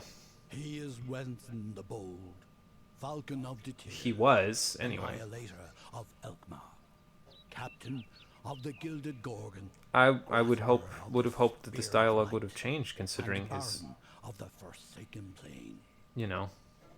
Wenson founded the House of Ballads many seasons ago. It was meant to be a source of pride for all Summer Fae. A source of pride found in warring on the one specific member of the Winter Court? Oh, now we can talk to him about it. Wenson's tale will live on in the telling. far longer than even we know. However, his actions in Windermere will be part of the ballad now. His final cowardice. See, and this is what I mean, right? Is they're capable of changing. So why wouldn't Wenson have any balls at all if they immediately hear about this before I even get here, and they say, oh, okay, so we'll just change the tale to talk about how Wenson was kind of like a cowardly rat and ran away, and you did all the work, Sir Sagril. The creation of a new form of magic, a permanent magic, was a necessity for our kind. The rise of the mortal races coincides with our decline. I wouldn't say decline. Why can't we all just be up in the same place with each other? One that can be changed, destroyed. But the Kerns, they are invulnerable to harm. They are forever. I thought this was a little interesting because basically the phonograms that they have, these records that they made, these fake cairns, they'll just last forever, and they can like readjust the telling as needed, or just like, I don't know if they discard cairns that no longer have the correct telling on them or what, but like I just thought it was an interesting way for them to kind of keep their traditions alive through this. I don't know how it's invulnerable, but it's a relatively invulnerable record of what they've done. They don't have a written language, so instead of doing that, they create these stones that are basically just forever. They inscribed their words upon them, even though they cannot scribe. So I just thought that was interesting, and I didn't get a chance to say it before. So but that takes care of the hero and the maid, and that's it. Now they'll all just kind of hang around doing nothing. The Court of Enchantments, I believe Belmaid and Olaine are here? Or is it Olaine and somebody else? I don't remember. But okay. Hi. Kreth is here. There he is. Galen's here. I forget what he even did. Here's Queen Belmaid. Not actually... Again, we got to remember as well that we're saying, here's these people. Here's these people. These are not these people. Right? Like, they're the live-action role-play version of these people. They say that they are, but they're actually just actors. But it is clear that he has been bested by one of greater skill. One better suited to the telling. Well, I'll say that for now, but... Or should I say, your grace? I don't know how I feel about all of this, honestly. I serve you now, you and the telling, despite what may have happened with Wenson. How can I help?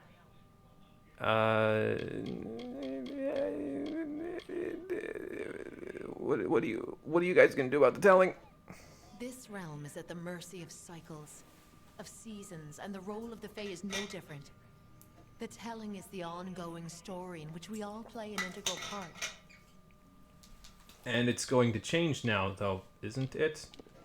I may stay with the House of Ballads, or I may choose to surrender my seat willingly. It has never been done, but as the maid proved, it is a time of change.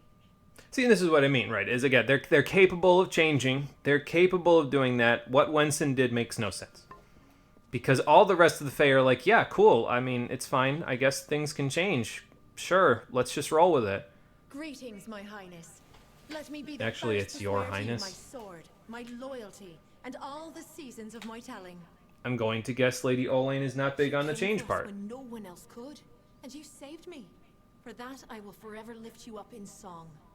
That's fine, I guess. The tradition of the Cure Seeker will continue through and through the next maiden to take my seat.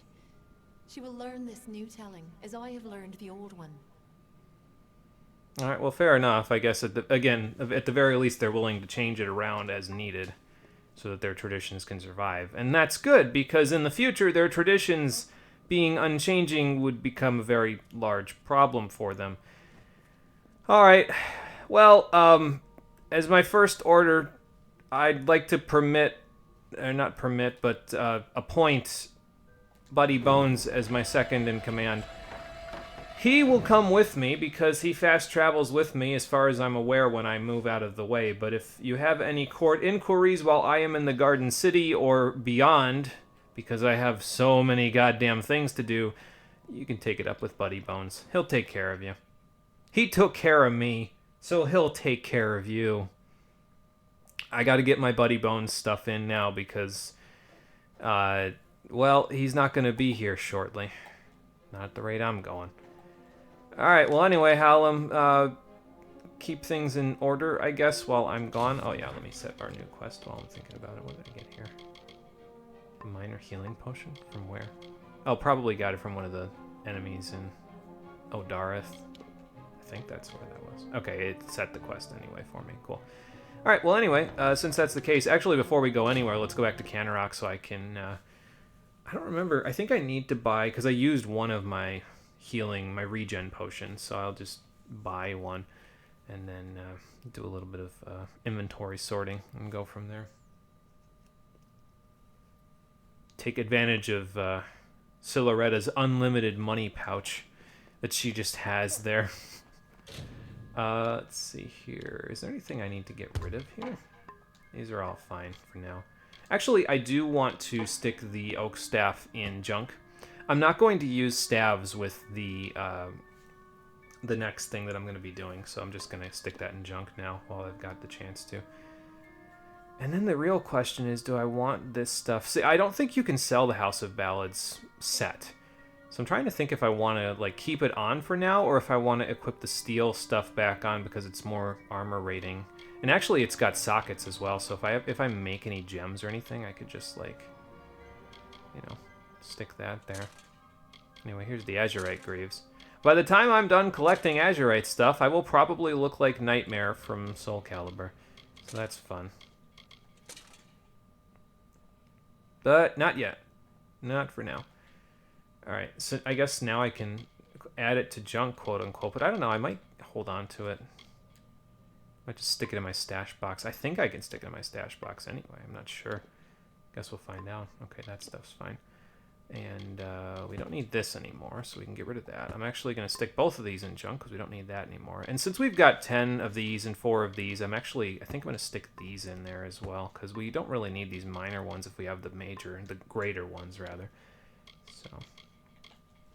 You can even stick the King's Token in junk. What the hell? But you can't stick the whistle in junk. It doesn't go. Unfortunately. Alright, now do I still have... Okay, 212, 218 isn't terrible. And we'll actually change that around a little bit when we get to the next place we're going. So, let me see if I can stick the House of Ballads set in my stash. If I cannot, I guess I'll sell it. But I'd rather stick it in here to remember where I don't want to be. Maybe I should repair it actually before I stick it in here, but it looks like I can stick the whole thing in here, so... And the King's Token? No, I can't stick the King's Token in there. Okay, fair enough. You know what I would like to do, though, is I'd like to take Merciless out, and I'd like to take this stuff out, because I'm actually going to junk that armor that I got just there, the studded leather stuff. I was going to use it to... whatchamacallit? I was going to use it to actually... make some studded leather armor, or just wear it because it has some stuff on it, but like some good oh good, I got Canarok Gossamer because it has some halfway decent defenses, and if I was going to go full finesse, it was like, okay, I might as well wear it, but I'm not going to wear it, so I'm going to wear might armor because I'm going to do a hybrid with might and finesse. So I could wear finesse armor, excuse me, but I'll just wear might armor. It's just... I just like might armor better in general. Like, the studded leather armor is pretty nice, I think. But just in general, I just like having plate in this game. It just looks the best out of anything, if I'm honest. I just feel like sometimes, like, the cartoony looking aspects of this game's graphics make the other stuff look a little flat, you know. Are you guys in here? Où est-ce que c'est? Oh, okay. You're here. So where's... Oh, she's down here. Okay. In her lab doing alchemy. My assistant has returned. What do you need of me? Mrs. Vonner, I need access to your unlimited gold venue. That's 65,000 gold that she just handed to me. Oh, I love the unlimited pockets of the NPCs in this game. Makes it a lot easier than having to run around all over the place. See, like, when I play Skyrim, I only end up looting a little bit of stuff, like the stuff that I can carry in my pockets with me, you know what I mean? Like gold or gemstones or rings or the small stuff. And the reason why I do that is not only because of the fact that it makes more sense than lugging around a whole bunch of weapons and armor and stuff, but also because, well, the NPCs just don't have enough gold to handle the rest, you know? So. Alright, so we've sold you 60 billion things that we can buy back. I'll repair this stuff in a minute. What else have we got in here? Anything else that I could... Guess just a bunch of that stuff. Some miscellaneous stuff that I can get rid of as well. I can sell the King's Token for 301 gold, and I'm going to do it. I didn't have to. Let's see. It's going to be at the bottom of this thing. I don't know if I feel like going all the way down here to buy it back. I guess it's not that far. It might have already gone past it, honestly. I can't scroll faster, though, unfortunately. Oh, there it is. Alright, whatever. I'll just hold on to it since it's not doing anything to my inventory. And then we'll go from there. Do I need the Greater Piercing Hilt? Not really. I know exactly what I need in terms of these parts, honestly, although I might keep some of this stuff just in case. I won't keep this and this, though, because that's just for stuff that at this point is just flat out worse than what I've got. So, I need to get a repair kit and some lockpicks while I'm in the next area that I go to. Good day. So, thank you, Mrs. Vonner. Alright, so there we go. We're good there. My King's Token is back. And now, let's head to the blacksmith to repair our goods. Blacksmith should be in the inn. I think that's where Billis normally works. So then we can go into my house. I can toss the House of Ballads set. I probably should just sell it, honestly. But like we have enough money at this point to where I'm not really concerned about our gold totals. Because we still have like 2 full sections of the map to go explore after we're done in Issa before I even get to the point where I'm going to need any of my money. So, like, I do need my money for a couple of trainers coming up, but, like, it's like 15,000. Like, at this point, that's chump change. So, alright, so let's repair everything. The House of Ballad shield took 4,000 by itself. I'll probably want to repair kit that from now on, but that's fine. Can I buy lockpicks from Beckery? I think she had some, but I'm not sure if she has any more. I don't know if her inventory reset, so... Is it in here? Well, she's got repair kits, so I might as well buy one of those just to top myself off there. It's not a consumable. Yeah. Billis and I. Alright. Beware the forest. You're back to being hysterical again. Don't do it. It's not good for your blood pressure. Alright. So let's go set the House of Ballad stuff in... You know, and it might not even have been repaired because that repair bill was like mostly the shield. So I don't know if it repaired the unequipped items that I had there. I guess I'll find out when I stick it in my stash box. If it's not repaired, I'm just going to stick it in there anyway. Like, whatever. I don't care. I'm trying to think now, though, if I actually want to keep it. Because it's like, do I want a reminder of the fact that this whole quest line basically came down to a bunch of... Okay, it didn't repair it. That's fine. A bunch of people live-action role-playing, and now I'm the king of the live-action role-players. Like, I don't know how I feel about that, but whatever. And it not even just live-action role-play. Like, there's nothing wrong with live-action role-play in a controlled environment, but again, let's consider the fact that they took a prisoner of war. They kept her there without her consent, and she was just like, well, I guess I'm a fae, so the telling can't be changed, so since I'm the maid, I guess this is my life now. But, like, you're holding her against her will. It's obvious at this point because she had some will when she was talking to the crystal. Now, her will changed from the will of, oh, let's keep retelling the telling to, oh, well, you know, the crystal tells me what I should say and do about the telling. But whatever. Anyway, off through the Sheed to head off to the new... Do I even want this? I don't think I even want that. This point, I don't really need the static healing potions that are smaller than the ones I have, you know. Alright, you don't want to do that? Then Buddy Bones will be summoned from his court. Okay. Oh yeah, I don't have the staff yet anymore. I forgot. I have, in fact, Forgore. Okay, I'm sick of all y'all dodging me. Get the fuck over here.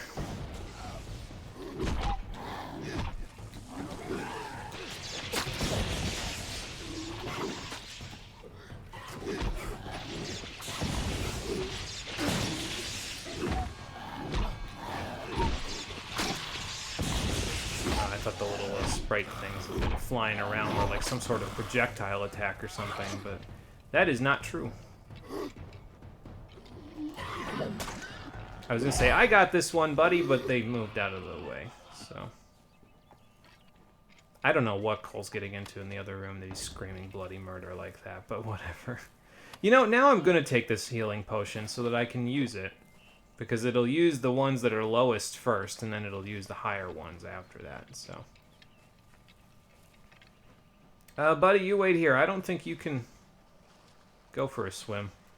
Pretty sure the water doesn't help you, buddy. So. Soothing necklace. Nah, would have been nice earlier. Slightly nice, anyway. Like, before I got this one that gives me +1/+1. Like, that's an absurd thing to have gotten at such a low level, honestly. Like, you don't even get components that are that powerful at this level. Like, not until a lot later. So, because, like, the improved components that have +1, or rather, health and mana regen on them at the same time, the improved ones are, like, I think only 0.5, I want to say. And I was going to say, hit the one in front of you, man.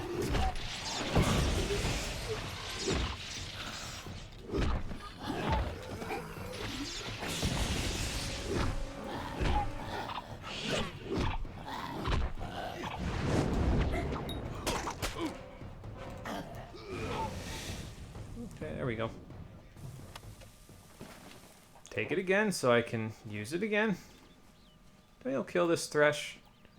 I guess I go kill this Thresh. How did I know it was a Thresh? I didn't even look.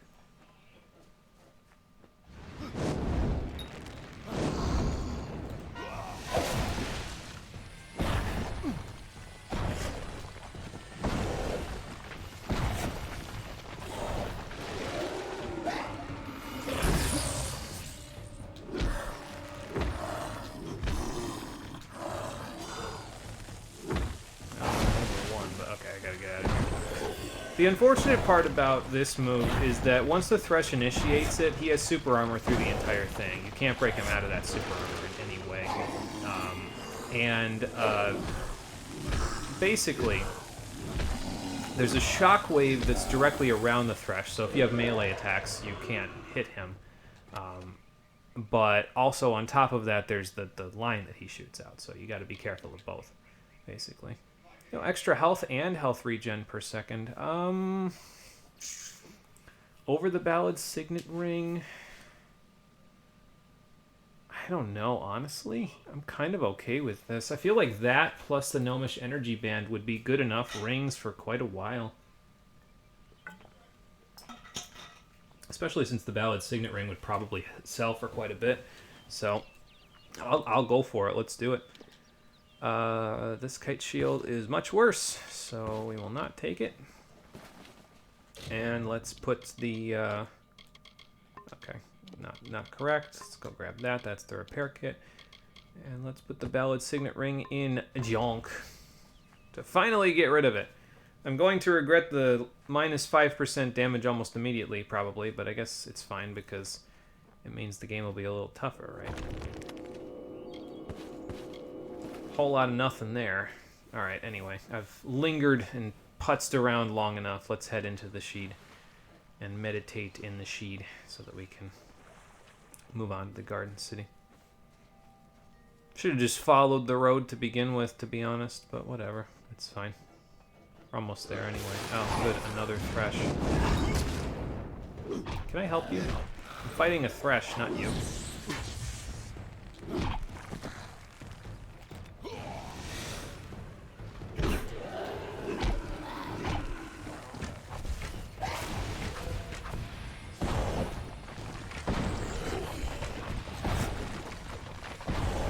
Not that we'll be fighting too many Thresh after this, but longbows actually allow you to hit them from farther away than just where you were there.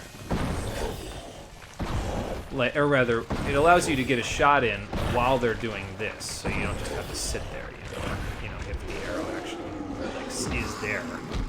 Because it definitely wasn't there for a second. It's there, so...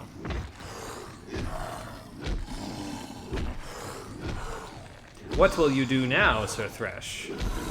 Nothing. I have you where I want you, and there is no escaping for you. You can keep your shadow prisms, though. I don't need those. The white arrows on the map, by the way, are just random summer fae that are meditating in the Sheed, similar to what they want you to do. That's a jellyfish. I don't know how the hell that got here, but... The architect readied himself. He construed the goods of earth and sky as tools, and weighted plans of origins, built two-piece planks for wood and stone. He began creating. Waters trickled through the Shee, and life sprung from the ground. The wolf and its antelope, the bear and its fish, all the work of the architect. Makes me wonder if this architect is Niralim, honestly. I wonder if Niralim is just the trees that the architect made, or if Niralim himself is the architect. I don't think they ever explain that directly. Again, it's one of those things with this game, right? It's just like, you make it sound interesting, and I would like more information, but there's just... The game doesn't hand it to you, you know? And I suspect it's partially because they wanted to, like, withhold some of that information for when the MMO came out, but, like, why would you ever develop a game to not be a complete thought? Because, especially as a starter studio, because you think that you'll be able to sell enough copies of that game to create a massive, massive MMO. It just never made sense to me.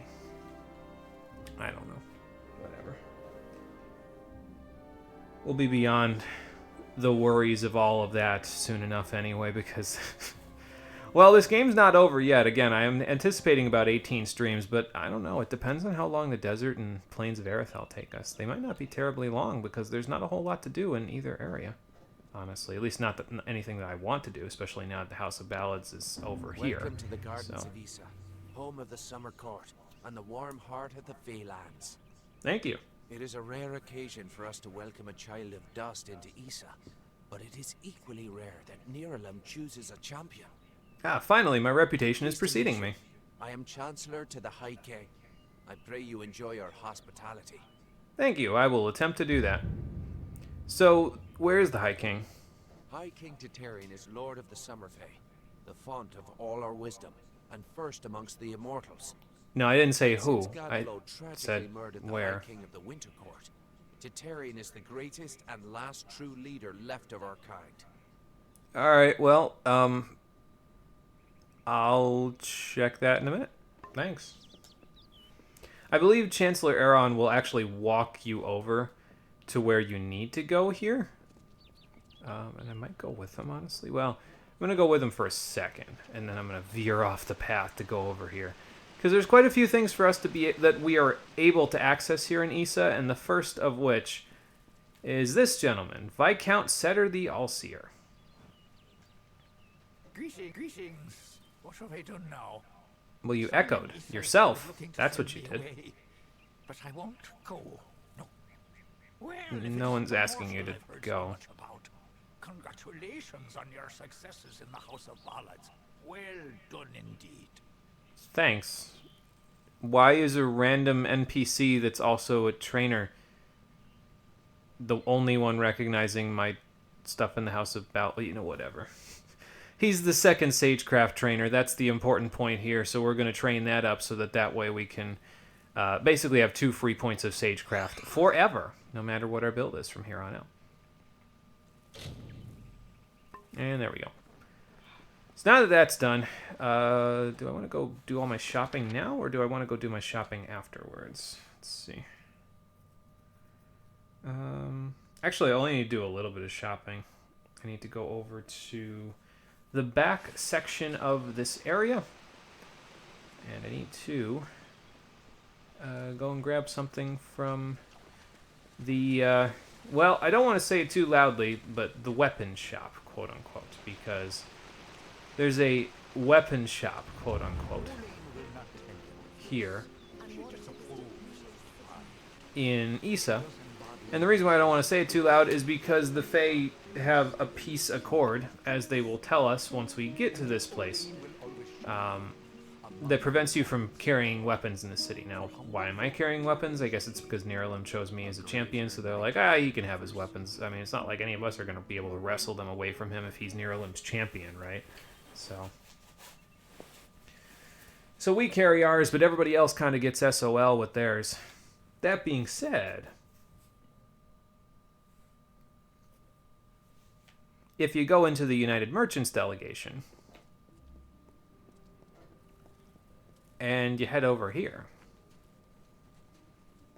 you can have a chat with this fine gentleman. Nobody here but us law-abiding citizens. Sure. Get over here. We don't abide by strangers in Issa. In this city, everyone is family. If you want to get around the peace edict, you'll have to keep your voice down. So there's a peace edict? Well, technically, we're not supposed to carry or sell weapons in Issa, but I found a few loopholes. As have you. Yeah, no doubt. If you're on the market for something deadly, I'm your man. Just don't go blabbing about it to the Fae. They've got buds for brains. Oh, for Christ's sakes. Alright, well, just show me what you got. Okay, we can stop with the whispering pretenses. So, Wistron Null here will actually sell you not only weapons, but also miscellaneous components for weapons that will allow you to craft weapons. So that's pretty cool. And that is better than Merciless, actually, right there, Noxious Longbow, because not only does it inflict bleed, it also inflicts poison, and I'd rather inflict both with it because, well, the bleed is really the only thing I care about, but bleed and poison is really nice because basically what this does, and the reason why I'm not really a big fan of a lot of the skills that provide bleeding and poison in the skill trees is that there's usually like a percentage chance attached to it, right? Like, so if you talk about envenomed edge or barbed arrows, there's a percentage chance that those will proc poison or bleed respectively. When you have it on a weapon like this, it just procs it guaranteed. So, like, it's 100%. It will always proc bleed and poison with every shot, this Noxious Longbow. So, I don't know why that, like, it just seems like such a, like, just flat out better way of doing it. So I guess we'll just take that while we're thinking about it. It was the most expensive thing he had, obviously, but like it's way worth it considering the effects that it has, and I can now sell Merciless once I'm done. I guess he also has an Azurite Hammer if you need that as well. So, but the main thing that I'd like to get here is I'd like to get the things that I need to build a hammer. And I believe, if I remember correctly, I need a grip and binding. So I'm going to buy all of these, because those magnifying ones increase your chance of a critical hit. The rallying ones I don't really need all that much. Yeah, I don't really need piercing either. Although, I am going to attempt to create a piercing hammer, because one of the things that you can purchase from him that will be very useful to us is an improved piercing shaft. So I'm going to buy all 3 of those. I probably will only need 2 of them, but I'm going to buy all 3 of them. And, I mean, he's got a Ravenous Fulcrum for longbows as well, but it's just Mana Steel, and I'm not really big on that. It's not really necessary. Your mana regen is so high in this game, especially once you start stacking it a little bit. It's like, whatever, you know. But basically, now that we've got all that stuff, we have all of the components that we need in order to craft a hammer, except for the plum. The only thing we're missing is the hammer plum, like the steel plum that we had previously that I sold off.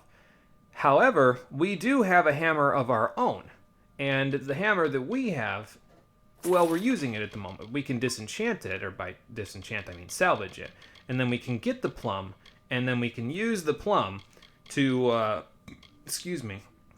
craft another hammer. Then there's only one other thing missing, and I'll talk about what that is in just a moment.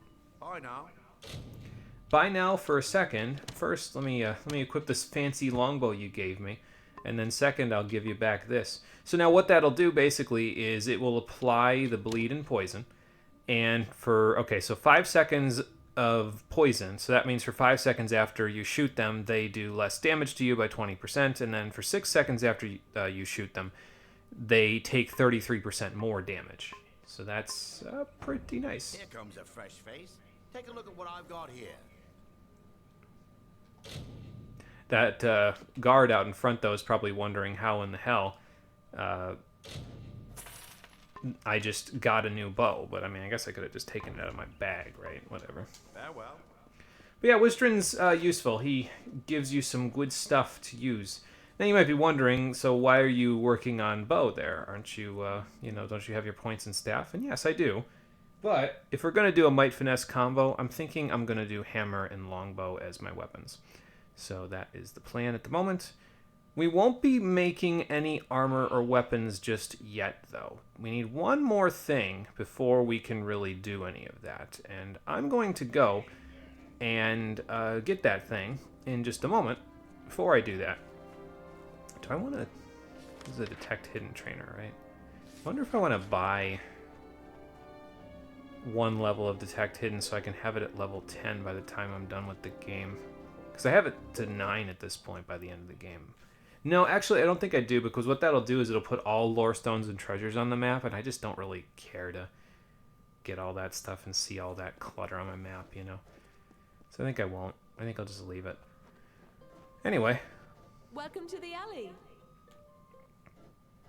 Hey there, pretty. This is Aska's Alley, best tavern in Issa. Why does everyone call me pet names like that?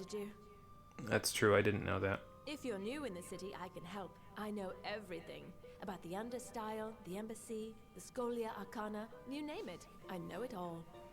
Actually, I was hoping that you just had some interesting items to buy. And you do, because you have our next backpack. So let's just buy that right away. Now we have 90 inventory limits, so that will help quite a bit. We can get one more after this, but we'll worry about that later. And, I'm just going to buy all these lockpicks, honestly. We'll use enough of them to where that's probably good for quite a while. So, I don't need anything there. This is just worse than the House of Ballad's shield, so we'll just hold on to the House of Ballad's shield because it's pretty good at the moment. Ring of Expansion, 2% experience bonus, big whoop. I mean, I'm saying that, but like it probably is. It makes probably a decent amount of difference if you consider the fact that you get a gigantic chunk of experience for fate shifting. But whatever. Anyway, all these shards, by the way, we'll actually be doing something with shortly. So, I'm just gonna get rid of this. I don't need that cluttering up my inventory or anything like that, so I'll just get rid of it. Bye now. I'm sure it will make for a lovely souvenir for someone. The Fae are just going to get their hands on there and be like, what the hell? What kind of a mortal would sell something so precious as this? Sorry, that's the best, I don't even know if that's an Irish accent. See, that's the thing, right, is that the way that it is in the United States is they always say that that's an Irish accent, but honestly, that could just as well be a Scottish accent, and none of us here would be the wiser. So I don't really know one way or the other which one. I apologize for that. Oh, nice. Their people are dancing in the streets. Singing and crying. No, wait, that's a different game. Can't believe I remembered that quote. I almost never save Caden. That's not true. I think I've saved Caden about as many times as I've saved Ashley in Mass Effect, so get them about even in terms of their quotes. Do I want to go change now? Do I want to be Captain Ginyu now? I mean, it's not going to change the armor that I'm wearing, to be fair. So, because I'm going to wear all this anyway. I have 401 armor right now. Holy shit. I'm going to go change now before we go see the High King. Why not?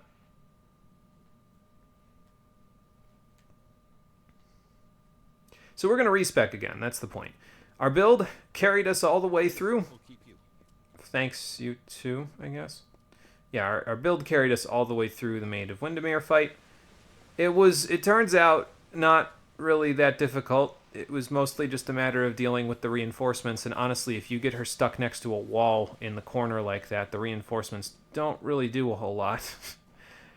But, that being said, the next Fate Weaver technically speaking, because Agarth's actually going to be in the High Court once we go and see the High King, because he gives you one of the next quest lines. But I already fate reset with him. I already unbound my destiny with him. So let's go find this other person who is randomly located in this gigantic building that has about 4 people in it. And I'm not sure why, but whatever, I guess. And everything in here is marked as stolen, even though there's like 3 people in here. Welcome to the gardens, mortal. But you have not come to visit the city, nor to speak with me. You are here on much graver errands. Yeah, I wish I had time to sightsee, but I kind of don't, so, I can help you divine the role you will play in coming events, and the skills needed to finish that journey. We are a special breed, but you know that already. I have, in fact, fate weaved before, yes.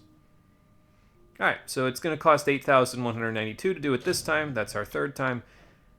And it goes up to 12,000 for the next one.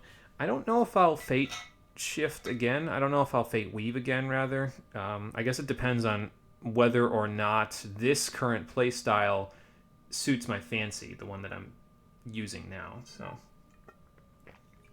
or rather, going to be using as soon as I'm done setting all my points up here. So what's with this empty building, anyway? This is where the Fae of Issa fulfill their roles in the telling.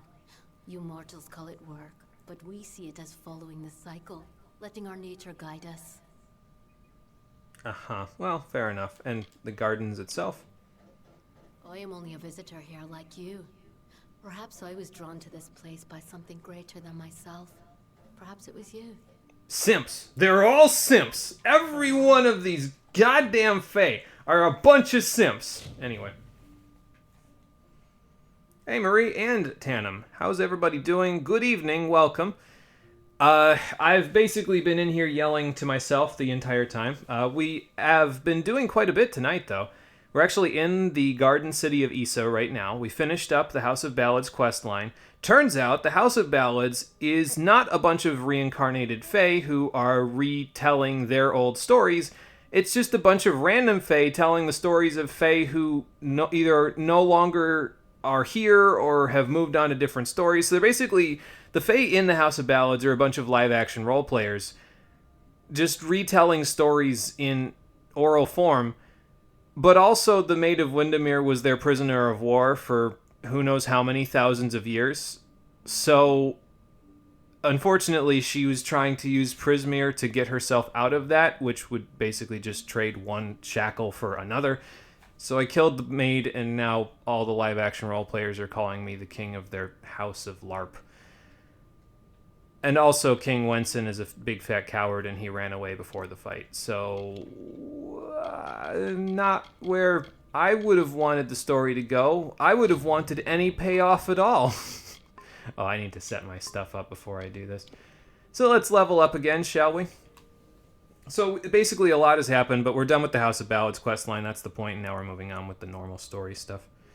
What do I want in here? You know, I could probably do it from just memory.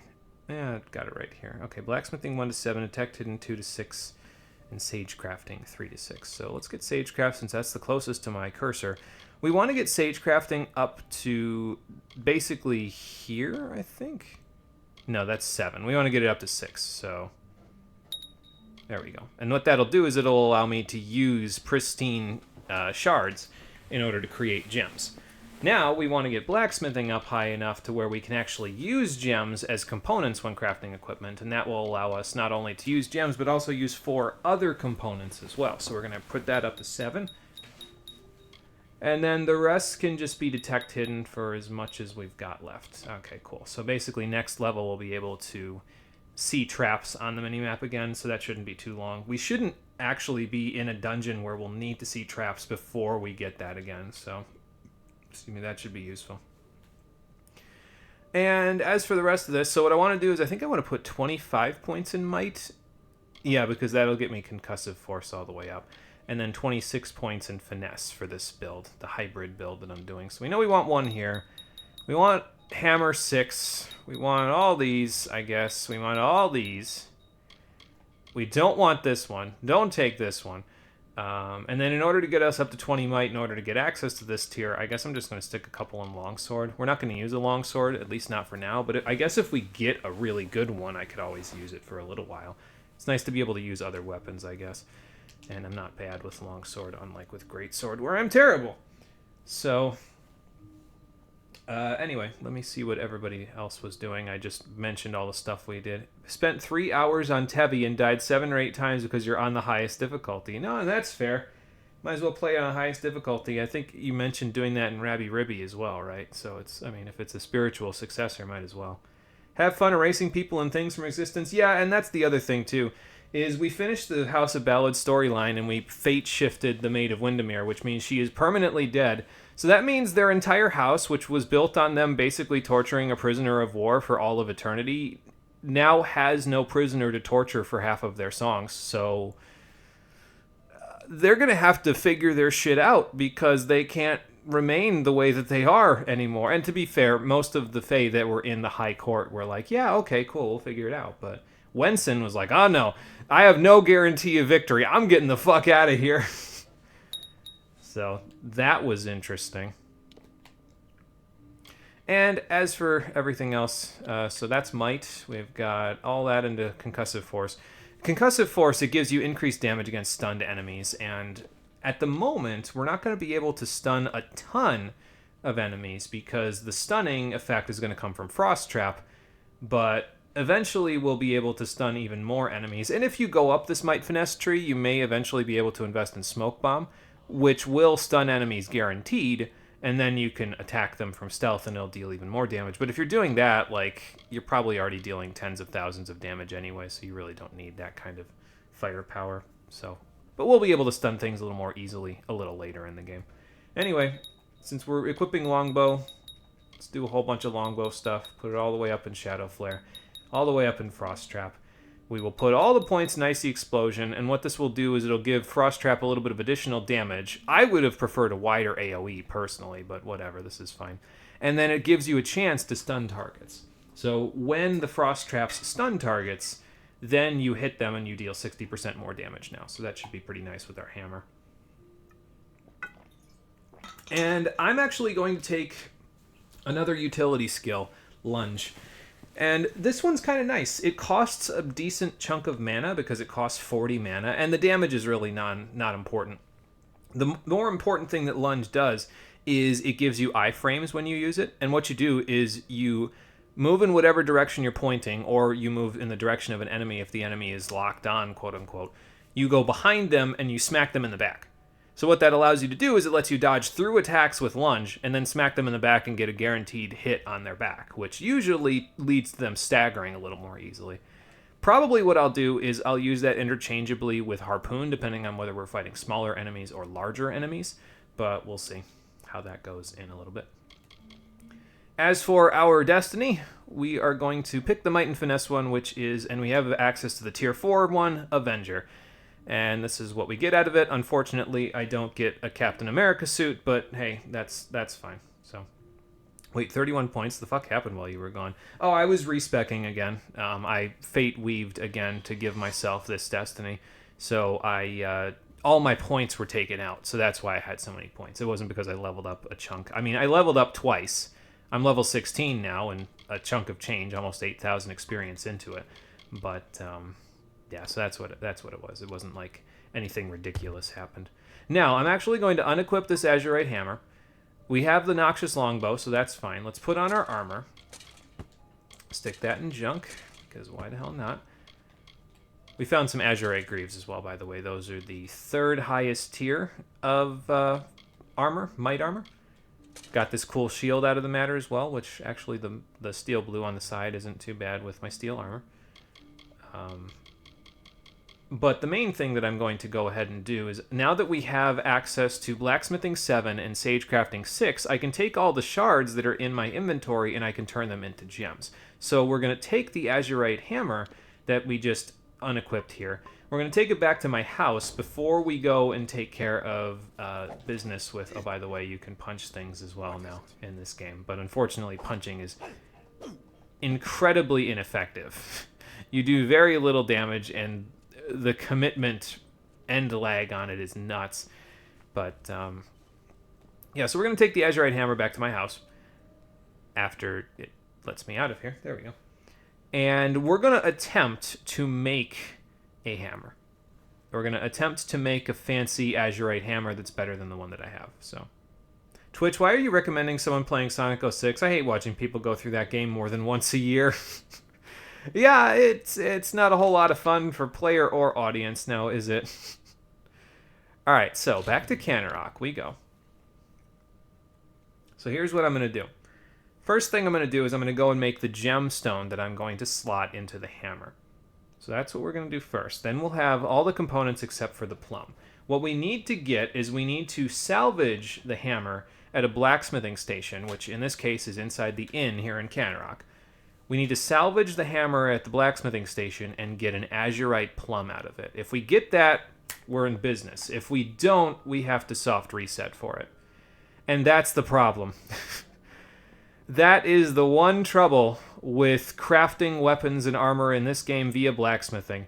The only way that you are guaranteed to get stuff is, well, you're not guaranteed to get stuff. You mostly have to soft reset for it. So, me being me hating soft resetting with a passion, I have attempted to minimize the amount of soft resetting that we have to do in order to make all of the good stuff. I will show the fruits of my labor over the course of the next several episodes before we ultimately make my endgame armor sets in about probably 6 episodes or so. But yeah, we'll get there when we get there. Either way, so what you can do basically here is you can make weapon gems, armor gems, utility gems, epic gems if you are able to. I don't have Sagecraft level 8 yet, but we'll get there. But if you get to Sagecraft level 3, you can strengthen shards. You can combine 2 shards together to make the shard of the next highest quality. Now, in order to make the gem that I want for this hammer, I need 2 pristine protection gems. So, in 6 episodes, is it that easy to make endgame stuff, or is the game that short? In my impression, there's just not a lot to do in the next 2 major zones. Like, Dalentarth had the House of Ballads and a whole bunch of quests just kind of chunked together. When we get to Day Tier, you'll understand what I mean a little bit better, because Day Tier is the next zone we're going to be going to. It's a giant fuck-off desert with maybe 3 quests in each of the 5 subsections. Like, 3 quests total in each of the 5 subsections. There's nothing to do. We'll be there for like 2 episodes, I think, if we are motoring, basically. So, okay, so we can put these together to make lambent. We can put that together to make pristine. We have 2 pristine now, so I actually have enough to make the gem that I want to make. So let's go back to craft. This is a weapon gem we want to make. You have to make the distinction between weapon, armor, and utility, because you'll get different results for the same gems depending on whether it's a weapon gem, an armor gem, or a utility gem. But in our case, we want to combine these 2 together, and if you combine them on the weapon gem screen, you'll get a Saboteur's gem. And I can finally explain what the difference is between piercing damage and physical damage. Exactly, because I got the actual info on what piercing damage does compared to physical damage. Physical damage is just exactly what it says on the tin. That's the amount of damage physically that you do to an enemy. Their defense reduces that stat. Piercing damage, it doesn't pierce the defense stat, but enemies have 2 types of defense. They either have their regular defense, which they use for everything else. It's the armor rating that we have on this screen here, that 401. And on top of that, they also have super armor, or stagger defense. Depending on what games you play, you may want to refer to it differently. Stagger defense is the ability of large enemies to basically tank through your hits without flinching. So when you stagger them, that means all of their super armor has been depleted, and now they're open for major attacks. If you inflict piercing damage, you're hitting directly into that super armor, and once you deplete that amount of super armor, it takes a little while for it to come back. Then it comes back after a certain number of seconds, and you have to deplete it again in order to stagger them again. But basically, the piercing damage that you do, it forces them to stagger after a certain amount of damage, and then it comes back, and then you do it again, and you do it again, and you do it again. So my plan of action is to put piercing damage on my hammer so that way I can whack them upside the head with it and stagger them with the hammer. Because we can't really stagger them with the hammer right now. It doesn't have any piercing damage on it. So here's the plan. We're going to go in here, and you notice it's auto-saving in the corner there. So that's what the red circle is there that's saving. I'm going to wait for that to go away so that way I know it auto-saved. And then I'm going to check it on the load game screen because we might need to load it in a second. So we go to load game and we go here. Let's see, that's the autosave Dalentar 1703, and that's us playing right now. What's in here? Oh, the Saboteur's Gem. Okay, that's fine. So now what I'm going to do, now that I know it autosaved, is I'm going to go in here to the Azurite Hammer. Oh, yeah, I can't do that yet. I got to go to the blacksmithing table. So let's go do that first. Use the forge. Go to salvage. And we're going to attempt to salvage this to get an Azurite Plum. We did, in fact, get an Azurite Plum on the first try. Good. If you don't get the Azurite Plum, reload that autosave and then do it again. And just do it over and over again until you get the component that you're looking for. Now, this is the part that I might need to soft reset for later on in the game because in order to get the primary component you need for weapons, you have to salvage them. As far as I'm aware, you can't buy those primary components at all. So you either get them as drops from enemies, which is pretty rare, or you get them from salvaging old equipment that you don't need anymore and then you can use for new equipment. In our case, here's the Azurite Plum. It's actually going to give us more damage when we make our hammer than we had on the old one. As you can see there, we had 89 damage on the old one. This plum has 101 damage. So if we craft this now, it will be much, much better. So let's do that. Let's make an Azurite hammer. Dismantling without guaranteed results? Blech. Yeah, me too. That's exactly how I feel about it. That's why I've minimized the amount of dismantling I actually have to do, to the point where the only dismantling I need to do is to get the primary components, the first component in the list. All these other components that you see on the list here, we can get from other sources, not guaranteed because some of them are going to be from animal hunting, but there's a lot of animals in the Plains of Arethel, and they respawn, so we should be fine. So there you go. Woo, Desert Arc. That's sarcasm if it doesn't translate via text. Yeah, no, absolutely. It's. I feel the same way about the desert in this game. It's not really my favorite part, as we'll see soon enough. It feels like the whole game's tempo in Dalentarth just slows to a slog, you know? All right, but let's make the hammer now. So Azurite Plum, we got the improved piercing shafts previously. I could use the damaging shaft, but that only gives me physical damage. I want piercing damage on this. So we're going to put the piercing shaft on. We have 2 more of these to make 2 more hammers if we need them. I want to put the improved magnifying grip on here because that will actually increase our chance to crit. So this increases it up from, I think, 3% is the base to 7%. We also got magnifying bindings, so this increases up to 11%, and now we have the Saboteur's Gem. So these are the total results of the hammer there. It'll all combine together on the screen, so all the piercing damage will go together, all the crit chance will go together, and the physical damage will stay where it is. So let's confirm that. And now we can name the hammer. And I don't really know if I want to name it anything. Does anybody have a name that they want to suggest for this? I'll give you like a minute to suggest it, and then after that I'll just say fine Azurite hammer. I really don't care. I'll just name it whatever. I could name it after Buddy Bones, since I will never see Buddy Bones again. Oh, Marie, I didn't mention that before. The pet that I've been summoning, the skeleton, the Fair Gorda, I came up with his name after you left on Monday. His name is Buddy Bones. And I've been talking about him this whole stream because he's been helping me with the Maid of Windermere quests, but obviously he's not available now because I'm not speccing into Sorcerer anymore, so.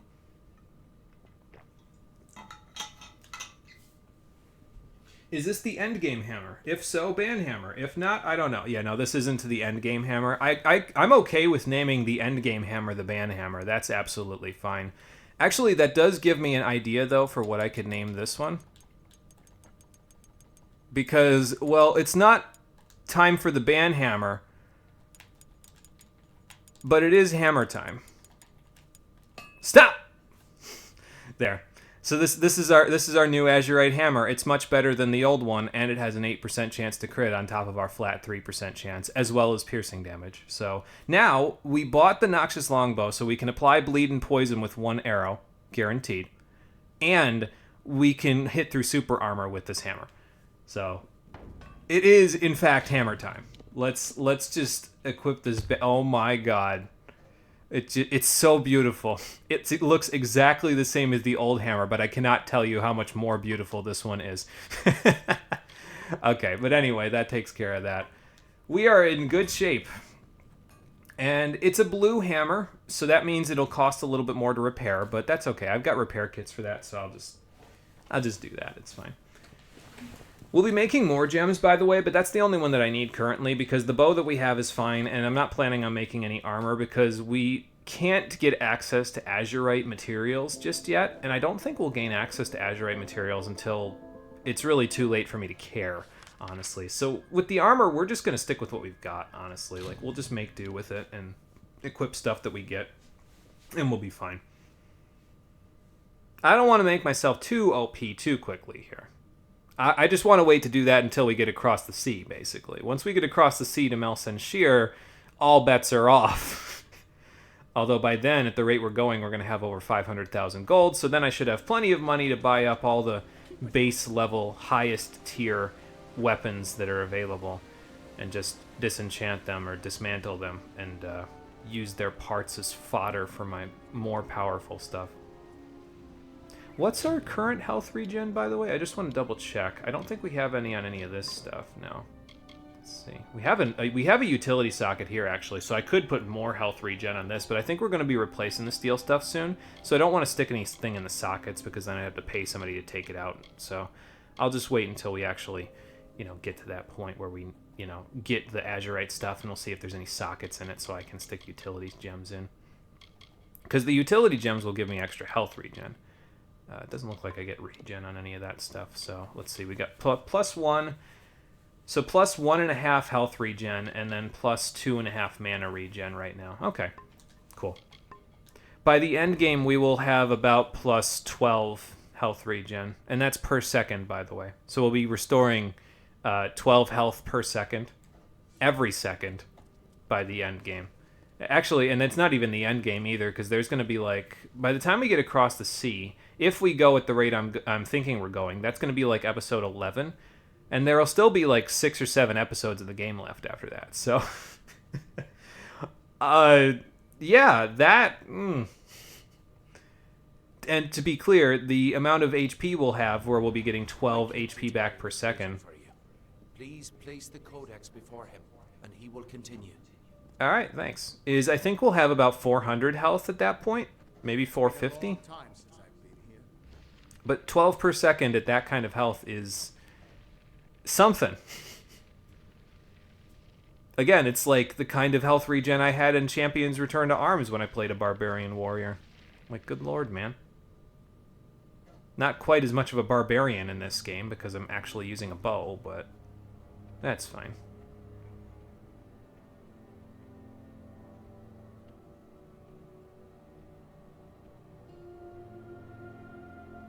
Man, the Maid of Windermere wishes she could get this close to me. She also begged for her life by asking if we could roll together and she would give me her love in exchange for sparing her life at the end of her thing, so that's gross. Birthed in stolen magic. Torn from fate. Child of 2 fathers. I wonder what he means by that. Treacheries. Winter is broken.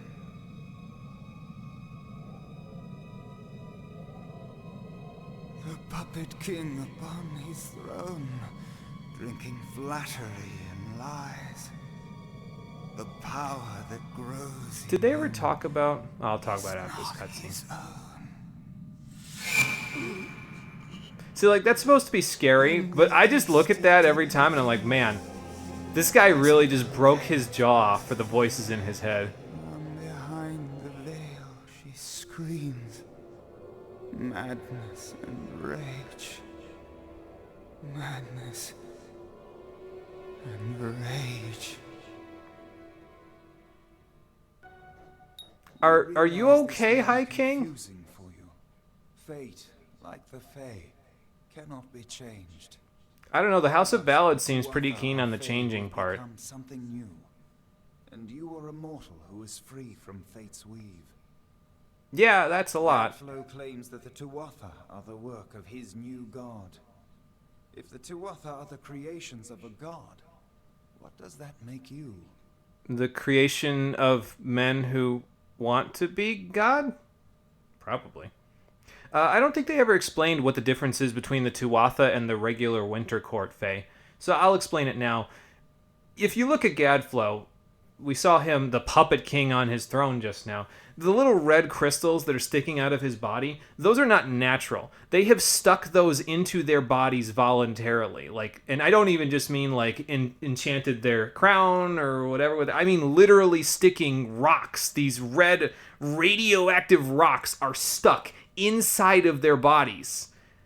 And the power of the crystals is corrupting every aspect of them. Their minds, their bodies, every single bit of that. So that's the difference between a Tuatha and a regular Winter Court Fae. So, like, the Maid of Windermere, for example, was a Winter Court Fae who was listening to the Tuatha, but she didn't have the Prismeer implanted in her skin. It was just in her weapon. The Tuatha themselves have stuck that shit in their bones. And that's a problem. Because not only do I don't know what that makes me, I don't know if I can beat people who have absolutely no fear because of radioactive magic. Even with the power of a god, you have the humility of a mortal. I try to stay Perhaps realistic. this gift has found the correct person. Well, we'll find out, won't we? This is a time of great change. Change we once thought was impossible. We were wrong.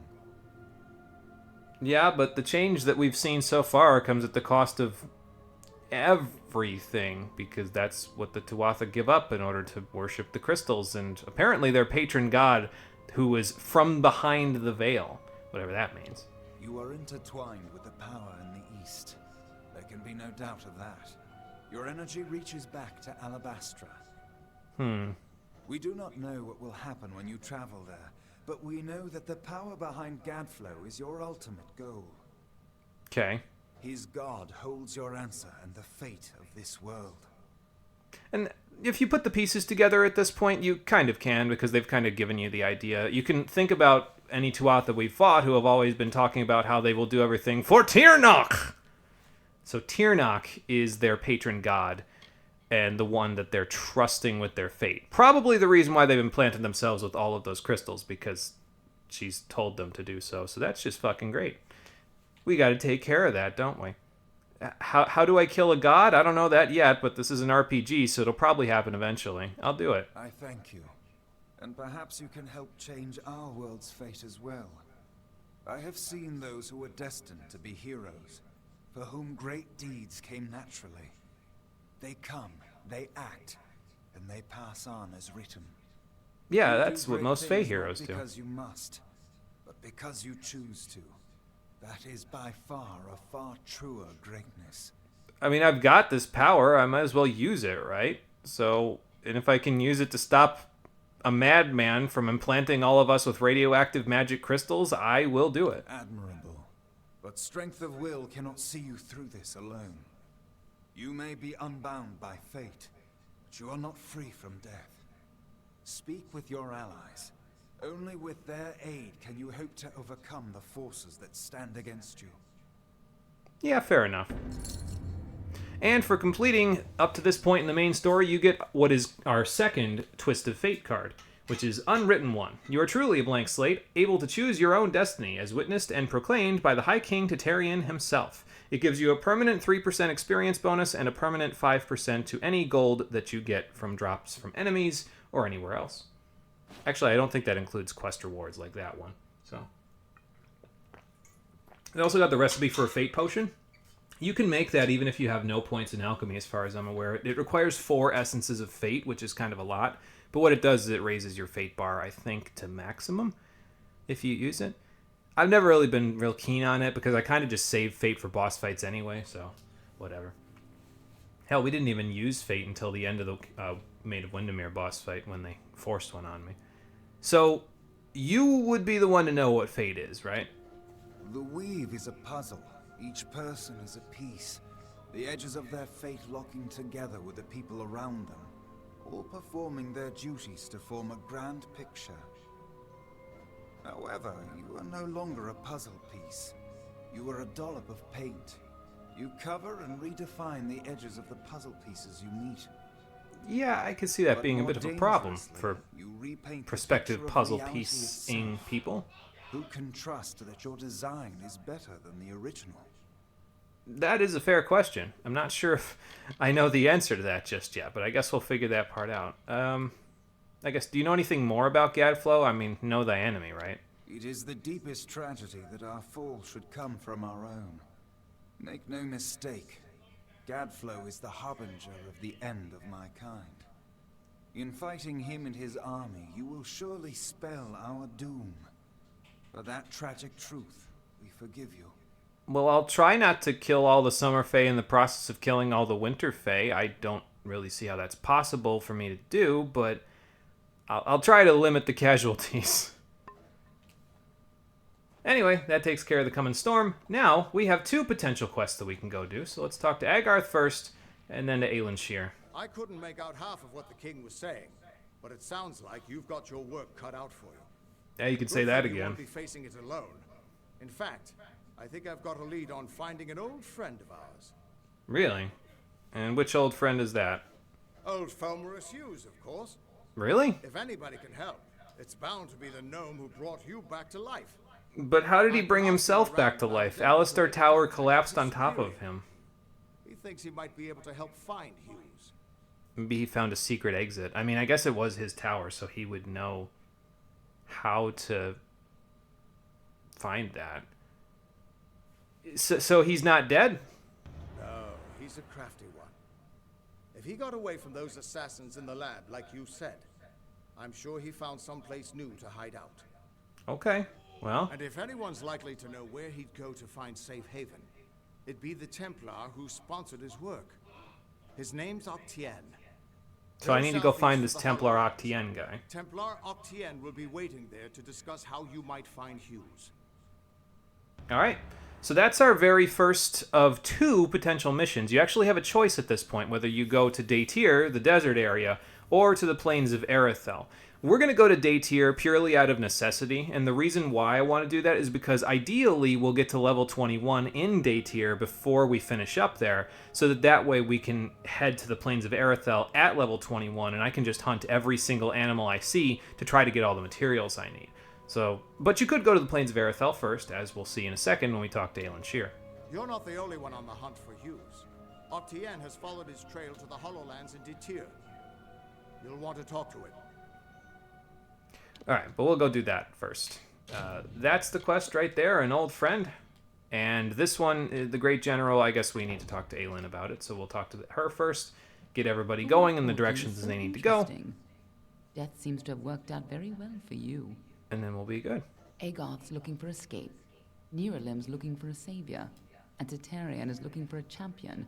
And somehow, you're giving everyone what they want. Except the House of Ballads. I'm impressed. They get nothing, because I've upended all of their traditions, and they don't seem to have had that sink in for them yet. To be fair, though, I do need all the support I can get. There's an army out there. You're right. This won't be easy. The Tuatha have our forces under siege at Mel Senshir, and their power has only grown over the years. You'll need more help than just me and that old Fate Weaver. You'll need an army. So where are we supposed to raise an army for all of this? Is it going to help us get to him? I mean, I guess, throw enough bodies at it and we'll eventually get there, but... A few years ago, one warrior could have slipped past unnoticed. But stealth is no longer an option. Not even for me. And that's saying something. There is hope. In the plains of Erethel, there waits a player who has been away from this game for far too long. It is time to contact General Talera. Meet me in the village of Emer, and I will tell you everything. Okay. So this Talera person is general, so obviously must have been pretty important in this war. General Talera was in charge of our forces to the east in Cluracan. But a decade ago, Witch Knight Malwyn and his Tuatha army drove her forces back. Okay. Since then, she's been looking for some way to take back the land she lost and regain her honor. You might be just the help she needs. Well, to be fair, somebody who can erase Witch Knight Malwyn from existence rather than just temporarily kill him would probably be pretty useful. Be on your way. So, like I said, 2 different paths you can go on. You have an old friend, which takes you down here into the desert areas, Alcerund, Menatir, Apatir, the Hollowlands, the Red Marches. The Red Marches themselves are actually there's nothing there for you to do except use that to get to the Plains of Arethel. As you can see, that takes you to the southern end of them in Talarain. So we'll probably go that way when we're on our way out of here. But yeah, if you head down here to the Hollowlands, you can meet Templar Octien, try to find Hughes, and then eventually the quest takes you all the way to Edessa, where you resolve that whole thing, and then you recruit, if we can find him, Hughes to your cause. After that, we head up to Emer, which is up here in the Plains of Arethel. Quite a ways away, and the plains themselves are pretty large, but again, not a whole lot to do in either one of these places, if I'm honest. And we can see if we can recruit General Talera. Once you've got all of that done, the story will conclude or wrap itself back together again in Rathir, where you will eventually be able to go back to the siege at Mel Senshir and try to take the fight to the Tuatha from the walls there. So pick your poison. Which one do you like the best? I like going to day tier first, again, because I prefer being able to get to level 21 there, if possible, and then I can hunt things on the steppe in the Plains of Arethel and try to kill the animals there, so that way I can get all that stuff. The reason, by the way, why I want to make sure that I hunt the animals in the Plains of Arethel, it's, I mean, obviously we're killing a bunch of innocent animals, and that's never fun, but I'll get the materials that I need to make some of the best armor components. Well, I'll get the armor components I need to make some of the best armor in the game from doing it, but also because of the fact that once you cross the sea to Mel Senshir, and you end up in Cluracan, it's a forest, don't get me wrong, but there are almost no animals in Cluracan. I mean, it makes sense, right? There's a siege going on. The Tuatha would have needed them for sustenance, or the soldiers that are fighting in the siege would have needed them for sustenance, so most of the animals are dead. Not really good for the environment, but I think they've got bigger things to worry about at this point. So you won't be able to find very many animals over there, and because you won't be able to find very many animals, you'll have a significantly harder time being able to get the materials that you need. Yes, but I'm already on the way out. Yeah, so you'll have a hard time gathering the materials if you don't do it on the plains. So that's why I would recommend trying to get them on the plains if you're going to use them. So. But anyway, we got 10 minutes left, so let's start our quest on the way to day tier. Let's make our way over there. And, I don't know, we'll just run around Alcerend for a little bit. I guess just fight a whole bunch of stuff. Why not, right? Let's see, we are 16 and a half. Yep. So again, ideally, I'd like to be about level 21 by the time that's over with. If I remember correctly, the quests that we do there will get us about, let's see, 17, 18. I think it'll get us just barely to 19. So we do need to kill a few things while we're there to get enough experience to level up a couple of times, but we should be fine to get that before we get too far here. Excuse me. We'll see what kinds of crazy shit they've got going on in day tier before we think too far ahead here.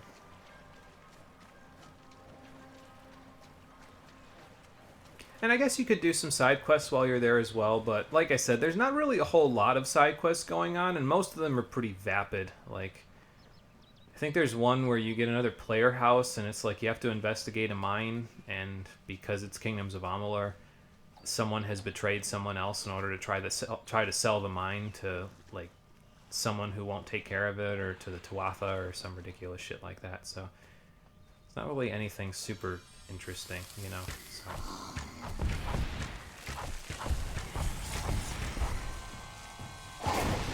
All right. Oh yeah, I forgot to put my abilities in the correct spot. Hang on, Mr. Thresh, I'll be with you in a moment. You can stay there. Harpoon can stay where it is. I'm going to stick Frost Trap here, I think, for now. Do I have anything else in Might that I might need? Oh, yeah, I haven't gotten Relentless Assault yet, so we'll work on Relentless Assault later. So I guess for now, we'll just stick Lunge on here. Yeah, that's fine, so we can use it there. All right. Excuse me. Now, we could use Lunge in this particular instance. I might use it to get closer to him to kind of give you a demonstration of that. So that time, I didn't hit it there. What do I mean by that?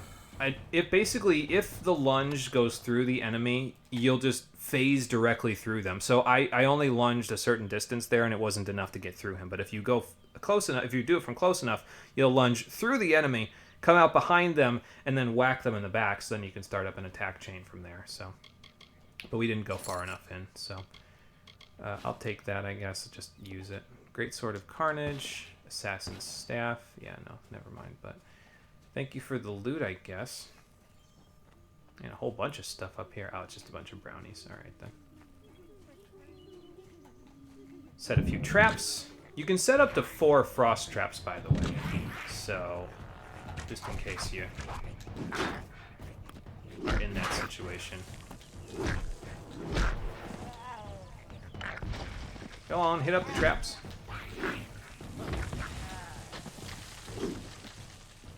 But yeah, so those 2 that hit the first trap actually got stunned. That's why they fell over despite having their improved sharpening shaft.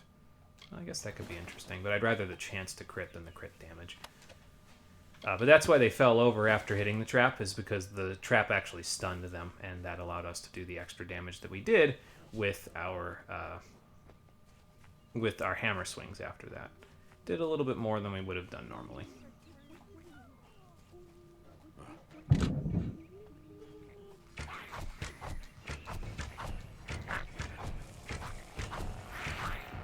It's kind of a weird way to do things, but the way that I usually do things with my bow, at least the way that I think I'm going to do things with my bow from here on, is I'm basically going to unload the entire quiver into the enemies. And then once I'm done with that, while I'm waiting for the bow to recharge, I'll hit them with melee attacks.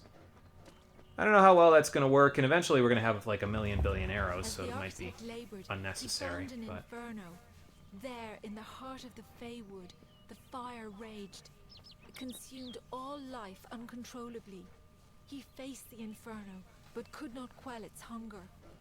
In despair, he looked upon the she. I guess I should mention as well, since we've got a bow with basic enchanted rivets. Okay. Since we've got a bow with the bleed and poison effects on it, I should mention that they don't stack with each other. They just overwrite. So, like, let's say, for example, you hit an enemy with an arrow. In this case, it starts that timer. So for the next 5 seconds, they'll take a total of 12 poison damage. For the next 6 seconds, they'll take a total of 12 bleed damage. If you hit them with another arrow, it just resets the timer. So it doesn't stack with itself. Otherwise, the damage would get out of control really quickly, and bleed and poison would be incredibly overpowered. Not that you need that in a game as easy as this, but there you go. So they don't stack with each other. They just reapply the dot, basically. And as far as I know, it's the same for all dots in this game. I don't think there are any dots where the effect stacks. So.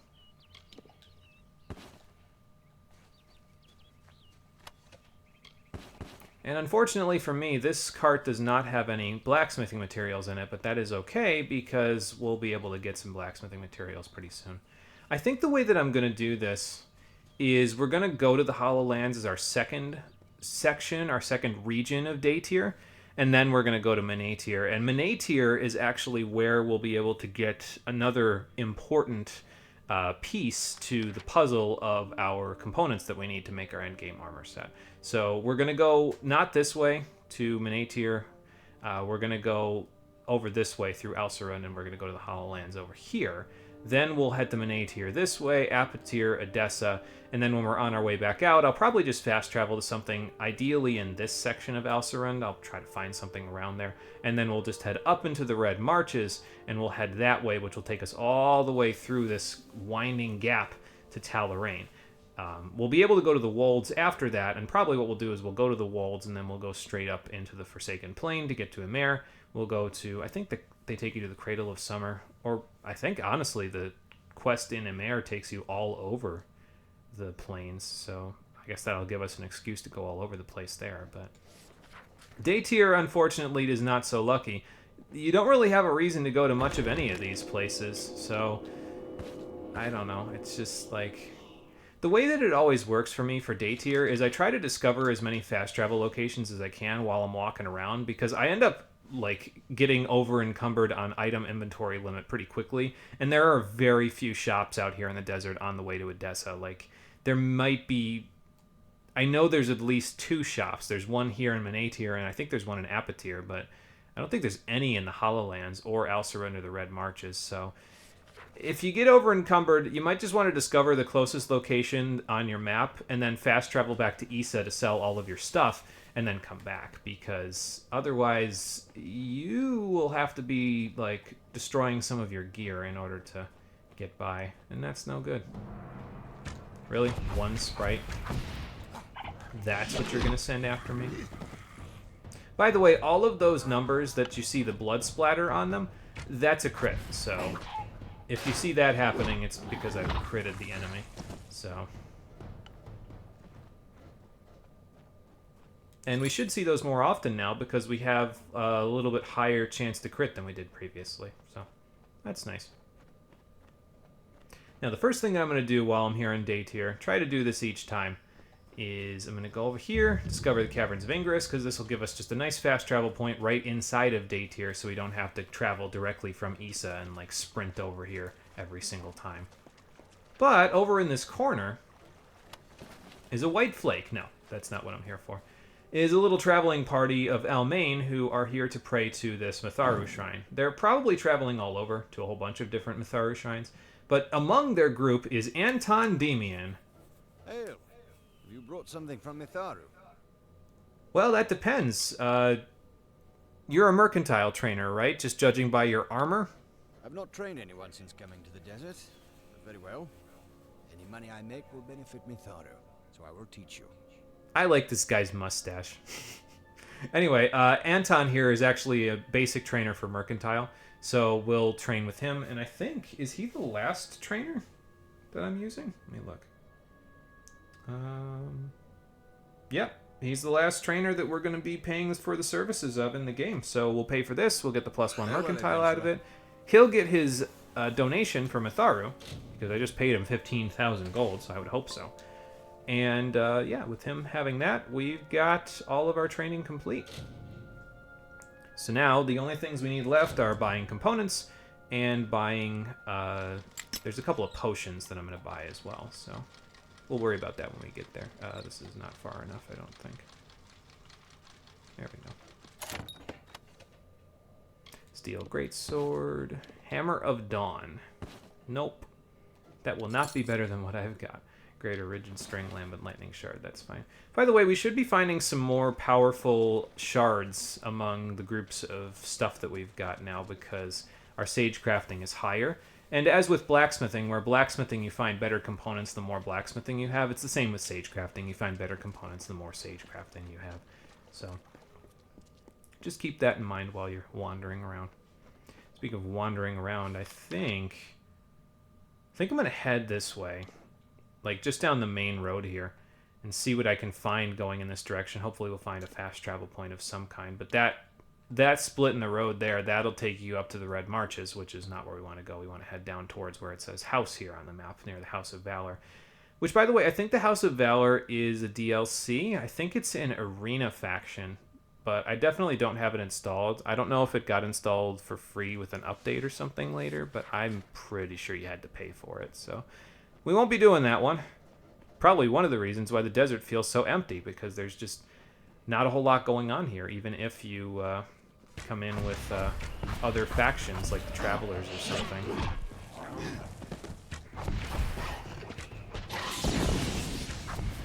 Oh good, I had one left. No, none of that stuff. Don't start with me. I was kind of hoping we'd see some of the mages you can see around here, but so far just sprites. That's okay. We know how to deal with sprites around here, so. Oh, look. One of the 3 quests that we can do. We're not going to do that one. We're just gonna let that one slide. Okay. So straight on here, I guess. I'm just going to go wander around and kind of fight stuff while we're here in the desert. It's going to be a bit of a slog at first, just because I know I need to fight a few things in order to get enough experience to actually move up. There's a lunge for you. Okay. Ow. Bad dog. Oh, okay. You just keep going, huh? I'll wait then. This shield blocks enough.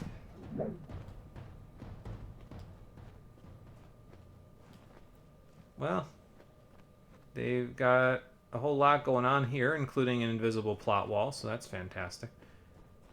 The hell is that supposed to be?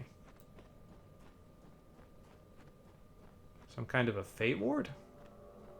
This is another reason why I like kind of going and exploring around here, is because there are some things that I just don't know are here, like the Circle of Vanguard. I had no waking idea that this was here. There's healing into Fate Weaver, apparently, so there's some Fae just hanging around, I guess. You know, while we're here, I'm feeling industrious. Fascinating. What the hell do you guys do? Greetings. You are strange. There's something distinctly fey about you. Most unlike the cursed Almain. You're not a big fan of the Almain. You're taking prisoners? That wasn't the impression I got. Releasing him would be detrimental to fey and mortal alike. Why? I sense something peculiar about you, though. Perhaps you could help him. He could be healed, we surmise, with the completion of the Rite of Valor. Is this going to get me into the House of Valor? What happened to this guy? Have you noticed my enraged summer brethren out in the sand? Not yet, but they do exist. Anyone, friend or foe. We of the Circle term it the Naka affliction. It's a curse magical in nature. The affected cannot be reasoned or bargained with.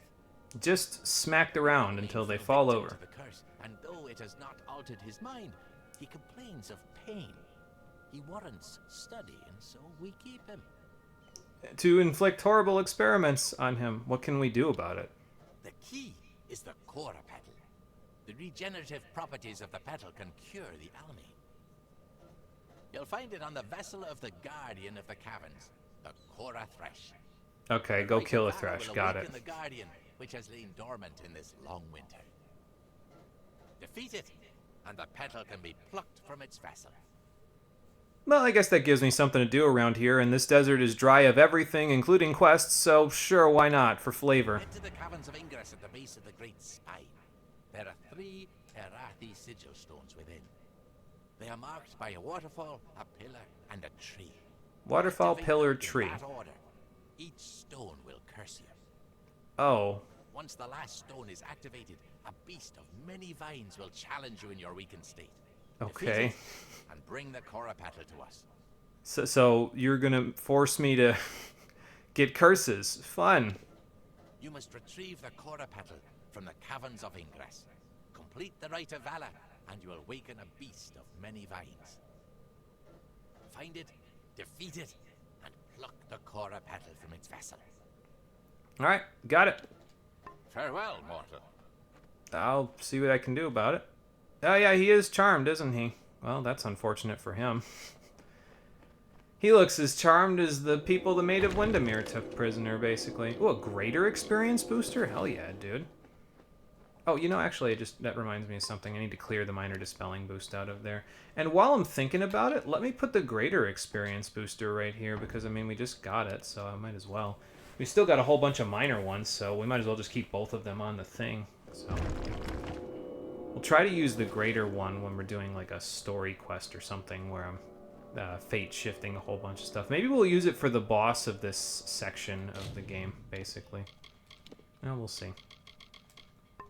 Love how I said I wasn't going to use those minor healing potions, and now I'm just gathering them up like nothing. What was I going to check just now? Oh, yeah. I was going to check and see if the quest is on. So we've still got an old friend kidnapped. Alright. Anyway, so we'll go to the Caverns of Ingress, and probably what we'll do is we'll go there and we'll save inside. We won't do it yet today because it's already 10:01, so we're already burning the midnight oil. But that's okay. I would like to do this quest, though, no matter what, because it will kind of let me gauge the amount of, you know, actually, that your little exclamation point's gone, so probably the person that they quote-unquote kidnapped was the person you were looking for to begin with. But, yeah, it'll let me gauge how much experience these quests are going to give me if I do the side quests here. And whether or not it's even worth it to bother, you know what I mean? Like, I mean, obviously killing the enemies will be helpful because they'll get you that little bit of extra experience, but if the quests don't give a ton of experience, it might be better to just kill the random things that I come across on the way through here and just hope for the best, you know? Excuse me. So we will take this new hammer that we have crafted for ourselves, and we will head into the Caverns of Ingress to see if we can save this random man's life. It looks like the game is going to put all of them in the exact order that they're supposed to be in, so I guess that's cool. I don't even have to think. I can just move on and use hammer, because it is, in fact, hammer time now that I have created it. It's been hammer time this whole playthrough, but now it's even more hammer time, or it will be, on the next episode of Kingdoms of Amalur Reckoning, the stream edition, which will be happening tomorrow at 7 p.m. Eastern Standard Time. And like I said, we'll use this opportunity to gauge the experience of these side quests, see if they're worth my time. If they're not, we'll just wander off and we'll, head in the exact direction we need to go. We'll kill all the enemies that we find on the way, and then we should be in good shape. Anyway, thank you for watching, everybody. I appreciate you coming out to Twitch and YouTube to check out the stream, and I will see all of you on the next one, which, as I said, will be tomorrow, 7 p.m. Eastern Standard Time. Till then, everybody, take care, and have a good one. Just looking at the experience that we've gotten, we haven't killed a whole ton of things already here in Day Tier. Honestly, probably, I think we got 600 experience from that Thresh. So maybe just defeating the enemies is the way to go. But we'll know better next time.